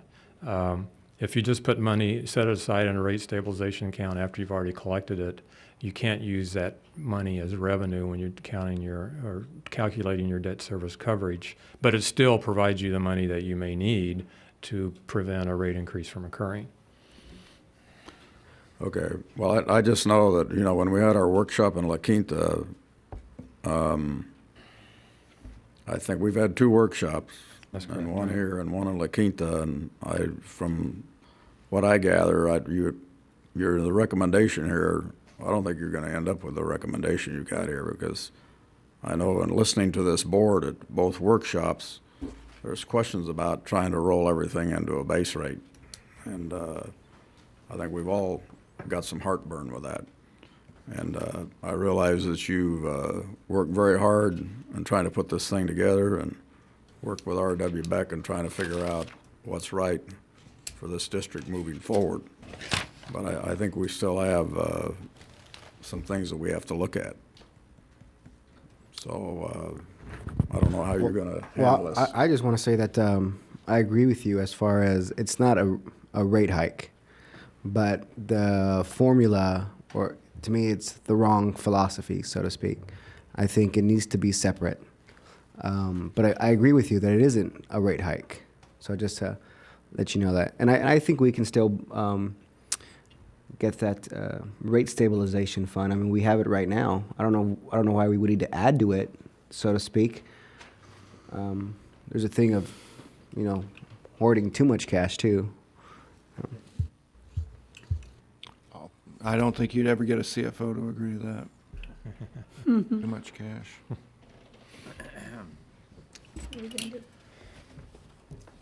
Well, is there a motion?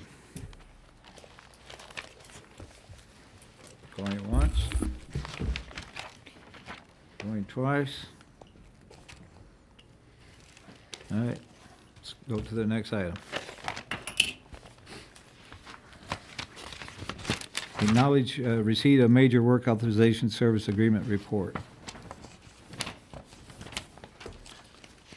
What a birthday, Mr. Broking. You're a Scorpio, right? Like Stella, so Yeah. he can take it. But you're nice, and I'm not.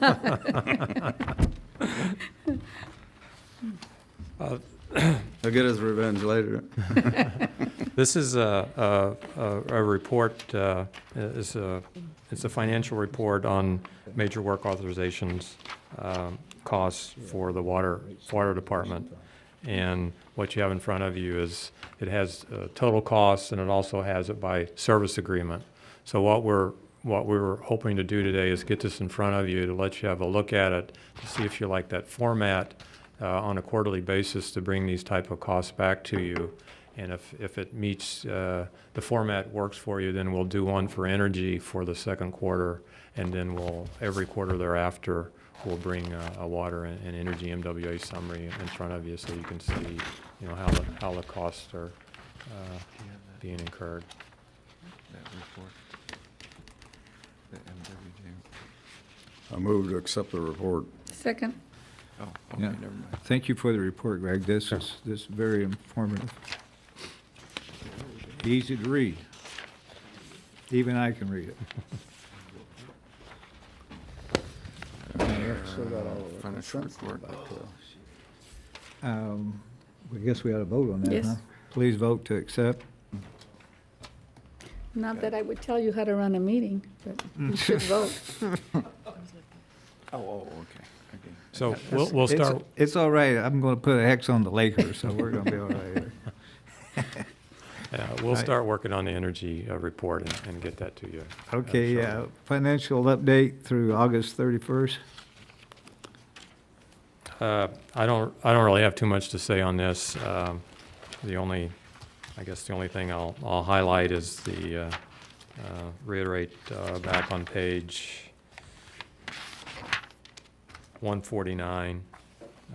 It's energy cash again, and at the end of August we had 124 million in unrestricted cash, and we're projecting 141, which is consistent with the earlier slide. We should be having September financials in the next meeting or so, and we'll talk about them a little more at that time. Okay. Have a motion to Move to accept. approve, I move to accept. Second. Okay. Any comments? Please vote. Okay, we'll move to the consent items that were pulled. Number 10. 9 was tabled. Yeah. 69 first. Got number 9 first, right? No, that was, We pulled that was that one. tabled. We're That's- going to bring that one We're on back. number 10, All right. John Pierre. Okay. On Dr. Eckhart's contract, a couple of questions. Sure. Where are we with the I-bond and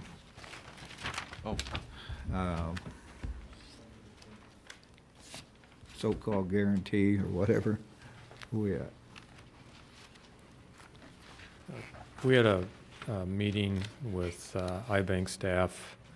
I lose track of time, within the About a last week- 3 weeks or a week and a half ago. And out of that meeting, it was agreed to that the iBank staff would develop a term sheet based on discussions at that meeting. They've sent us kind of the outline of that term sheet last week. We filled in our portion of what they were waiting for as far as additional information and sent that back to them. So we're at this point, we're waiting to see what their understanding of the meeting was and compare that to what our understanding of the meeting was. And then we'll know exactly where the staff is coming from as far as what they think they're guaranteeing. What are our attorneys advising on this? Because I can assure you that 5 of us across here was understanding that it was part of the QSA agreement. Well, that was my understanding too, and I think that's everybody's understanding that's associated with it from the IID's point of view, was that it was a guarantee, and it was a legal guarantee, and it was for the 150 million of net proceeds. Unfortunately, the iBank does not believe that, and I am almost certain that what we get from them will be something less than $150 million net proceeds guarantee. Well, I can tell you, as one board member that was here throughout the QSA negotiations, I didn't believe it one minute that they were going to pony up and they were going to do what they promised this board they were going to do. I never had any faith in them, and I don't think they're even going to give you anything. And so what we need to do is go forward and don't depend on the iBank, because they're not going to give us a penny or a guarantee. Vance, would we be able to strike a lawsuit now, even before they technically, maybe we'll never have to use iBank? Because if San Diego continues to give the money, then iBank will, never have to be involved. That was just an AFLAC in case of an injury or something like that. But can we start a lawsuit prior, just in case that if we lost the QSA lawsuits? I'm trying to understand the whole risk. Director Sanchez, I think you raise an excellent point, but I think it might be something better addressed in a closed session meeting. I guess my next question is to Greg then. So we're the first 140 million, right? It's 150 million of net 150 proceeds. million. iBank says they're going to cover 50. We don't know exactly what they are going to cover until we get the term sheet from 24, them. 24 million. And let's say the lawsuits are over in April, and we don't prevail. We spend 24 million. That covers it. But if we don't spend the other money, we can just give it back to the bank and probably pay a penalty for a prepayment penalty, which might be a couple $1 million, something like that. Generally speaking, once you borrow the money, you're not allowed to prepay it. It's not like a home mortgage. It would be based on the terms of the issue when we fund or get our money. But generally speaking, you can't prepay without a penalty, a substantial penalty in some cases. Yeah, I would recommend to the board that, and I know the attorneys are tied up right now, and I don't know whether they get any breaks at all through this mess. But I'd like to go over this with them and see what our options are. You know, you can't look at it just as conserved water that we sent to them. We sent them a high-value market, and it's my understanding that the water they took is because if we have a shortage, we're pro rata reduced, so their water keeps flowing. So it makes their water as high as priority as what we have. So with that flow of that water goes along the tag of priority 3 water. So, we see it in the Salton Sea issue. Now we see it in this iBank. And Lord knows we don't need any more attorney bills. But at some point in time, we got to hold these people accountable. This is part of a signed agreement. And I don't know of one place where the IID is backed up on their commitment. We have met every commitment in that agreement. And we've got to hold these other people to it. Something's got to be said. There's got to be an action taken. Otherwise, everything in there. We have some 417 guarantees in there. We have some promises that they will not come back to us for more transfers. What if they go the same route? Who is they? Pardon? Who is they? Who is they? Who is they goes the same route? The water agencies or the state or feds or whoever. It was my understanding there was some assurances there. Not on the, I think that Director Mendoza has it correct. I was around at the time. I wasn't on the board when the QSA was signed, but I was constantly at all the meetings.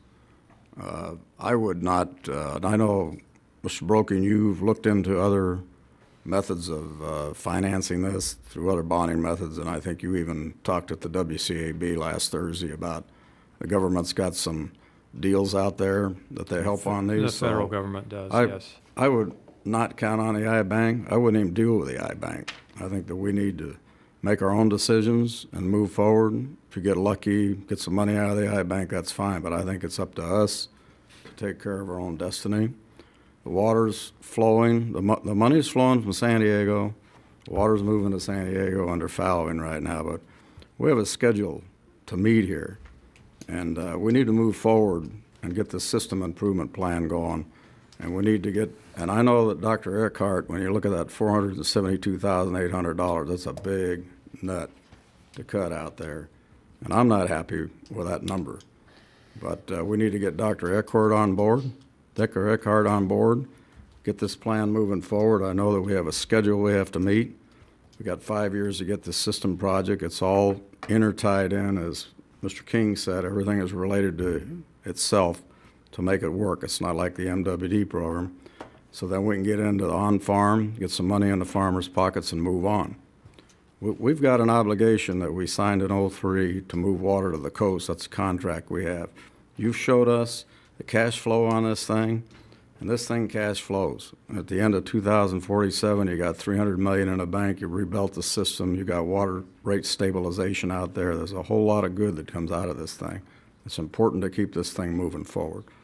So I'm gonna, whenever we can, I'm gonna make a motion for moving forward with Dr. Eckhart. Is that your motion? That's my motion. Second your motion. Got a question for you. What was the purpose of the guarantee?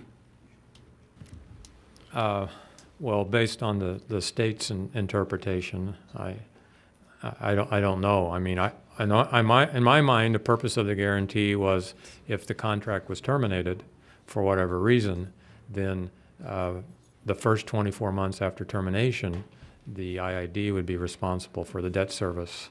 And then after that, the state would be responsible for $150 million of net proceeds of debt service until those bonds were paid off.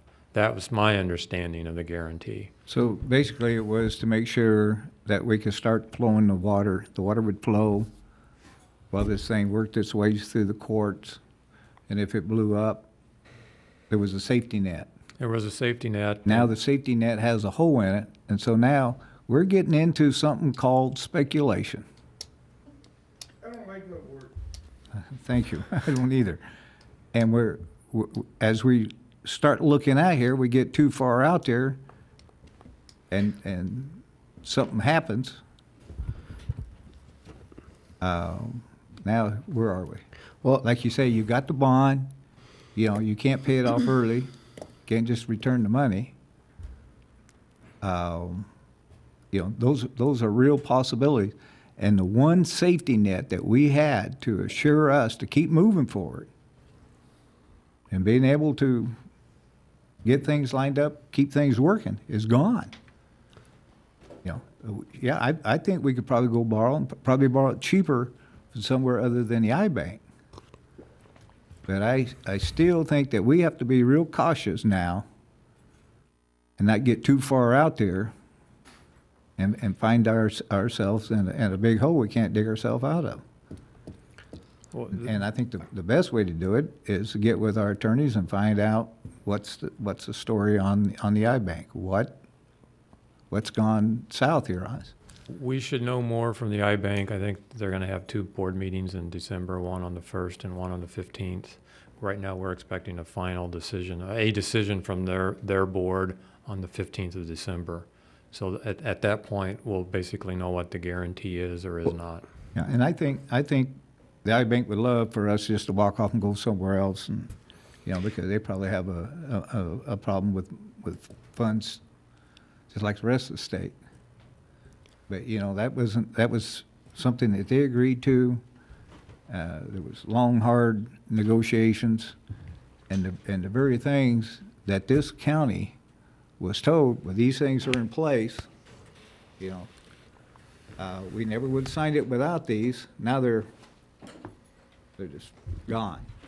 I'll call for the question. I have just a couple comments. I agree with Director Hanks that there needs to be action on the iBank issue. However, there is no speculation in my mind that the 5 board members on this board can make the decision what it did with the QSA. So there's no speculation in that.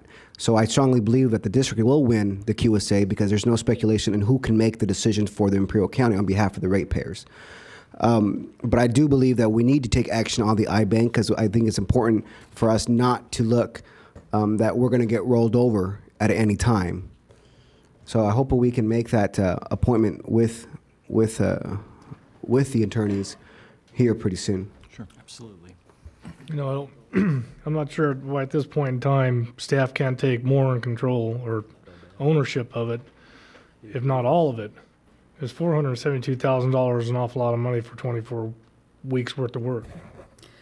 No, Mr. Eckhart, or Dr. Eckhart, has been part of the process from the very beginning, and I feel his expertise is very, very valuable to the district, especially right now in this critical time.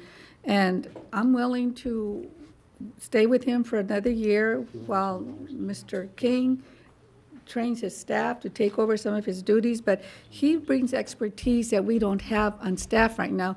And if we're serious about honoring the QSA contracts, then we need to retain him at least for another year. And I'm ready to vote on that. Well, excuse me. I'm sorry. I was just going to remind the board and the public that what we have here is a not to exceed. It's an absolutely full year, 2,080 hours. I do not expect, and Mr. King does not expect to use all of that contract with Dr. Eckhart. In fact, we were talking about that this morning. We expect him to be transitioned out of this by the end of next year. But with an abundance of caution, I want to wrap up his commitment to full-time if we require it. And this contract also allows us to use him as an expert witness or for other purposes. We're in a very critical stage right now of the QSA, and so it's important to keep this gentleman at least for this coming year with what he brings to the table. So. Before you ask your question, this is the third contract I've seen transitioning out, written into it. So is there a end date for his services? Once this thing goes out to bid and we have contractors, does it terminate, or is this? We'll find out next year. Well, that's what I'm afraid of. Yeah. The other issue, Greg, once you go out for bonds, what time frame are you looking at?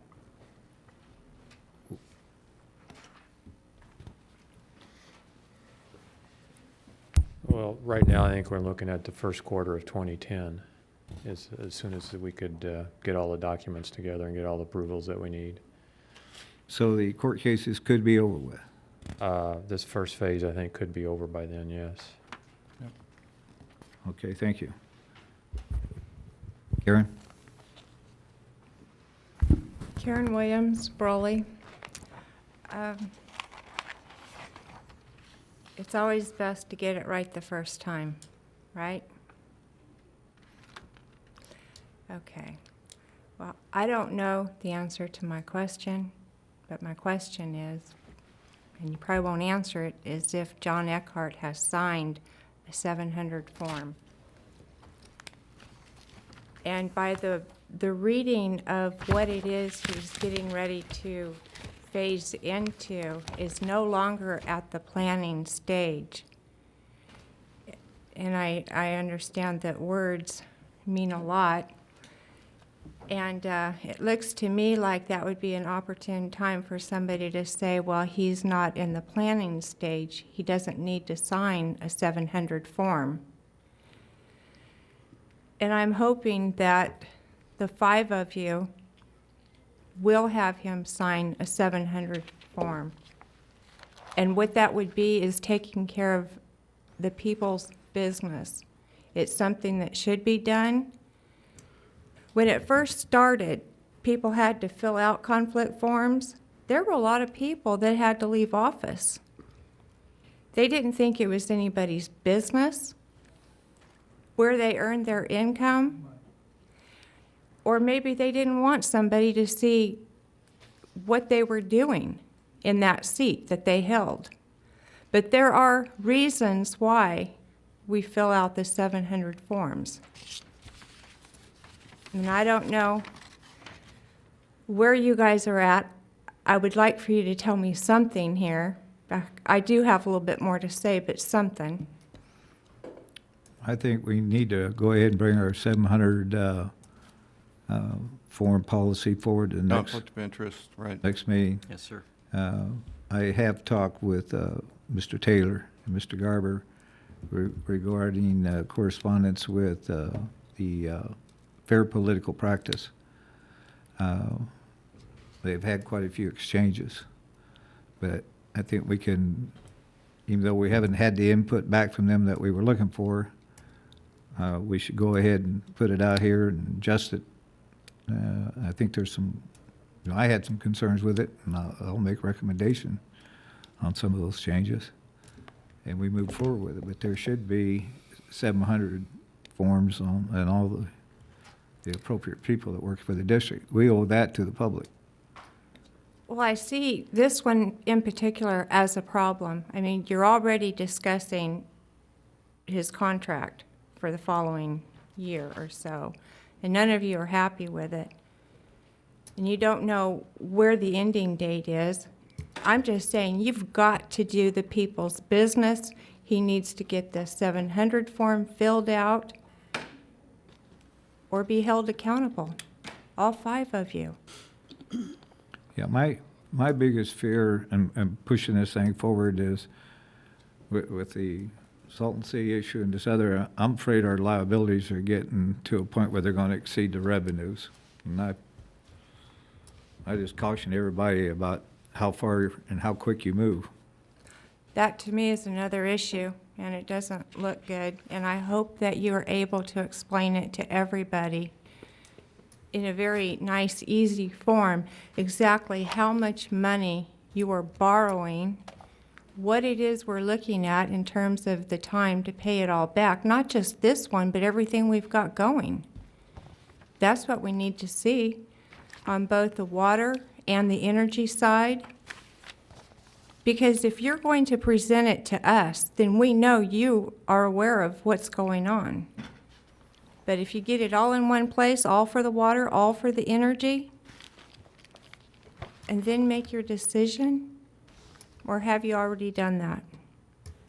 I haven't really heard the attorneys tell this board, explain to us in a fashion that I have a good grasp on it. What happens if it's not validated? What are our liabilities just where we sit right today? If we had a ruling today that is not validated, what are our liabilities now? Well, anybody who wants to move forward, like John Pierre, who says we got to keep moving forward, then I believe it's a responsibility on your behalf to tell us if we do move forward, what might we run into? Well, I think, you have a contract that got signed. The big scare here is that the validation and the QSA is going to get invalidated. It's not going to get invalidated. The water's been moving to the coast for 7 years. There's a whole bunch of people involved in this thing, and the judge is going to see the right thing to do on this. And this thing's going to move forward, Karen. My concern is the amount of money that we are going to be committed to pay back. And I just heard some The thing's going to be over with before long, and then you're going to know what by February it's over with on the validation and the CEQA and everything. I'm sorry, but I'm not putting the two together. I know that there's a lot of money. Director Hanks, we're discussing Mr. Eckhart here, and I called for the question, and I know she's getting off on QSA and et cetera. Okay. Let her finish. Look, it's fun. I just believe that if you want to spend that kind of money, put a defense together and prove to the people and let them know why you're going to move forward. Because from where we're sitting, what we hear on the radio, on the news, is how bad everything is out there. Well, have you seen Mr. Broking's workshop where he showed the cash flow on the QSA? I mean, we've had a couple of workshops. We've had it at the WCAB. You were at the WCAB last Thursday when Mr. Broking went over the budget, and he's gone over other things. So I've seen you in some of the meetings where that the public, through transparency, has been shown how the money works, and the money flows, and we come out ahead in the end. And so, yeah, there's always a gamble on everything, but we've got a contract. The coast needs the water. We made a deal. They're going to pay us. We're going to send them the water. It's like whether a guy's in the farming business, unless some farmers break their contracts. When you got a contract, you deliver your product, you get paid for what you delivered. It's a business deal. And the same thing on the energy side. I know that Mr. Hanks, Orby, asked Mr. Broking at the WCAB that all of the IID, he said that the energy is a stepchild of the water, and that everything is on the backs of the landowners. These bonds do not go against the landowners. Mr. Broking made that statement at WCAB. I'm not here to discuss those points. Well, you're the one You- saying that we're No, I'm spending all talking this about money, the we're going to get money in a trap. itself. That's right, John Pierre, I am. But a lot of what you're saying are conversations that you're having with other public people. Now, I'm coming forward today, and I am saying that I hope that the 5 directors make sure that there is a 700 form in place signed before you ever okay this next agreement with Mr. Eckhart. And number 2, I'm saying that maybe you'd better put on some sort of a defense on borrowing all this money. And you find out here today that there's no guarantee? No. I just We believe knew that there is more that Why would needs to San Diego be- stop giving us money? I'm not going there. I'm just talking But about. that's how we're gonna. But we're not getting money from the ratepayer. Thank you. We're getting money from San Diego. You're asking us where we're getting the money from. We're getting the money from San Diego. She had the floor. No, well, she's asking questions at the same No, time. you interrupted her and you fired about 4 questions at her and she wasn't finished. Okay, since my name was mentioned, I'll come back to the podium. The reason that I ask about this situation, I read things kind of literal or whatever, and it seems to me with Dr. Eckhart's contract is tied in with the water department, and if this contract is signed, or he's given this contract just for 1 year, but what will we get for it? What will we happen?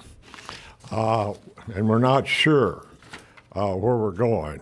And my statement was that the IID operates as a water district and has electricity, and the power department is a subsidiary of the water department. And Mr. Boking said that is not the case. They're separate entities. And to clear the air, I have asked to see where the power department has a bona fide by the state, feds, or whatever, equal to what the water department has.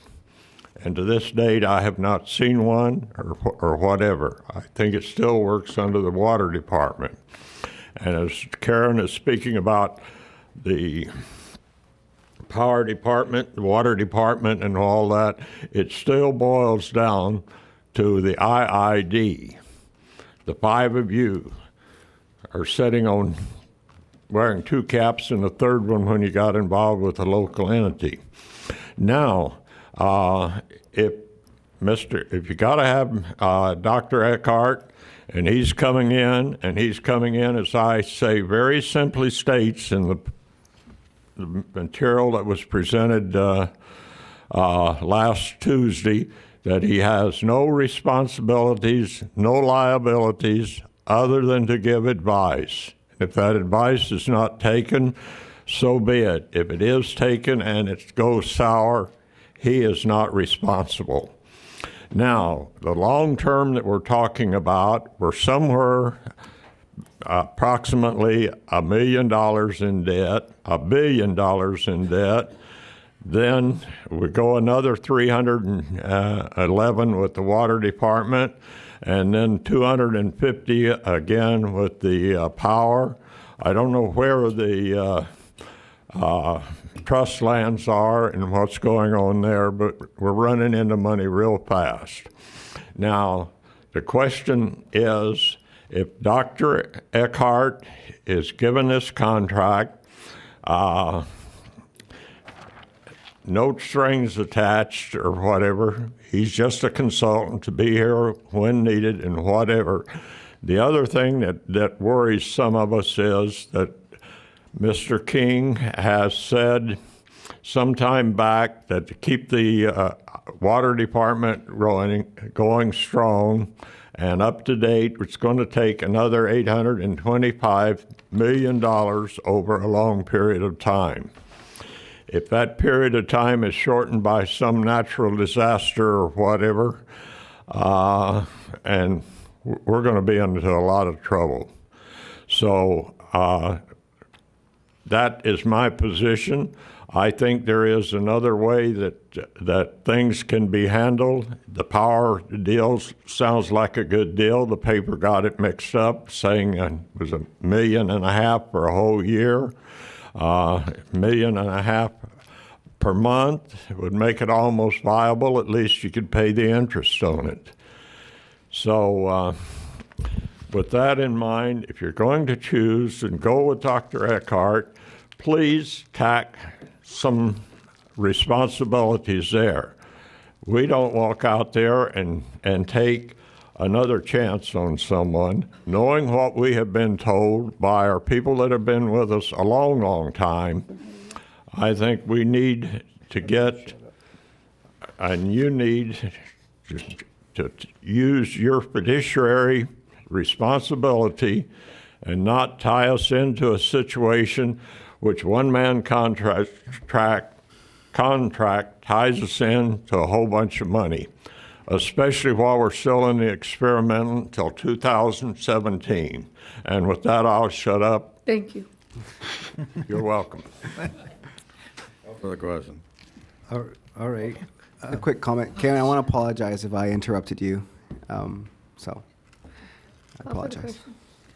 Okay. Oh, no, I pushed the wrong button. Don't Too even- late. No. Switch it. Go to abstain. Okay, go ahead. Okay. All right, please vote. All right, we're going to take a 2-minute break, Okay, thank you so much. maybe 3 minutes. All right, we'll move to item 15, approval of major work authorization as listed below. What I would like to do, I would like to table this item and have a couple of things I want to discuss with Dr. Brady and Mr. Adijan, and then bring it back. Okay, you need is that a motion? Yes. Okay, second? Yes, thank you. Any other questions? Motion and second to table 15A. Please vote. All right, we go to item 19, approval of new policy regarding procurement of goods and services. Yes, I'd ask this to be pulled. Read it, I have no problem with anything that, how they want to go about in a case of emergency. There are some things I saw in this policy that was a little uncomfortable under general practices as far as sole sourcing and probably preferential treatment. So I'll vote no on it. Mr. Abadi, that's number 19? Yes. So we'll just bring that back. We'll get together with you and, Well, do you want me to go over what I saw, what my concerns are? Oh, or we sure, just- if you're ready to, yeah. You want to go over those, or you want to? Can I move the table? If the board give me time to go over my concerns? We'll just. I didn't bring the document with me. No, that's fine. I left it at the office, my office, so. Why don't you make a motion to table, motion to then you table. can meet with Yeah. them? Okay. All in favor? Okay. Oh, I think we're done. All right, we'll adjourn for 10 minutes. What'd you do with 12? Did you just, Pardon? 12 got moved to another Got pulled. time? Got pulled. Yeah, we'll move them forward. We pulled a whole bunch. You guys pulled 12.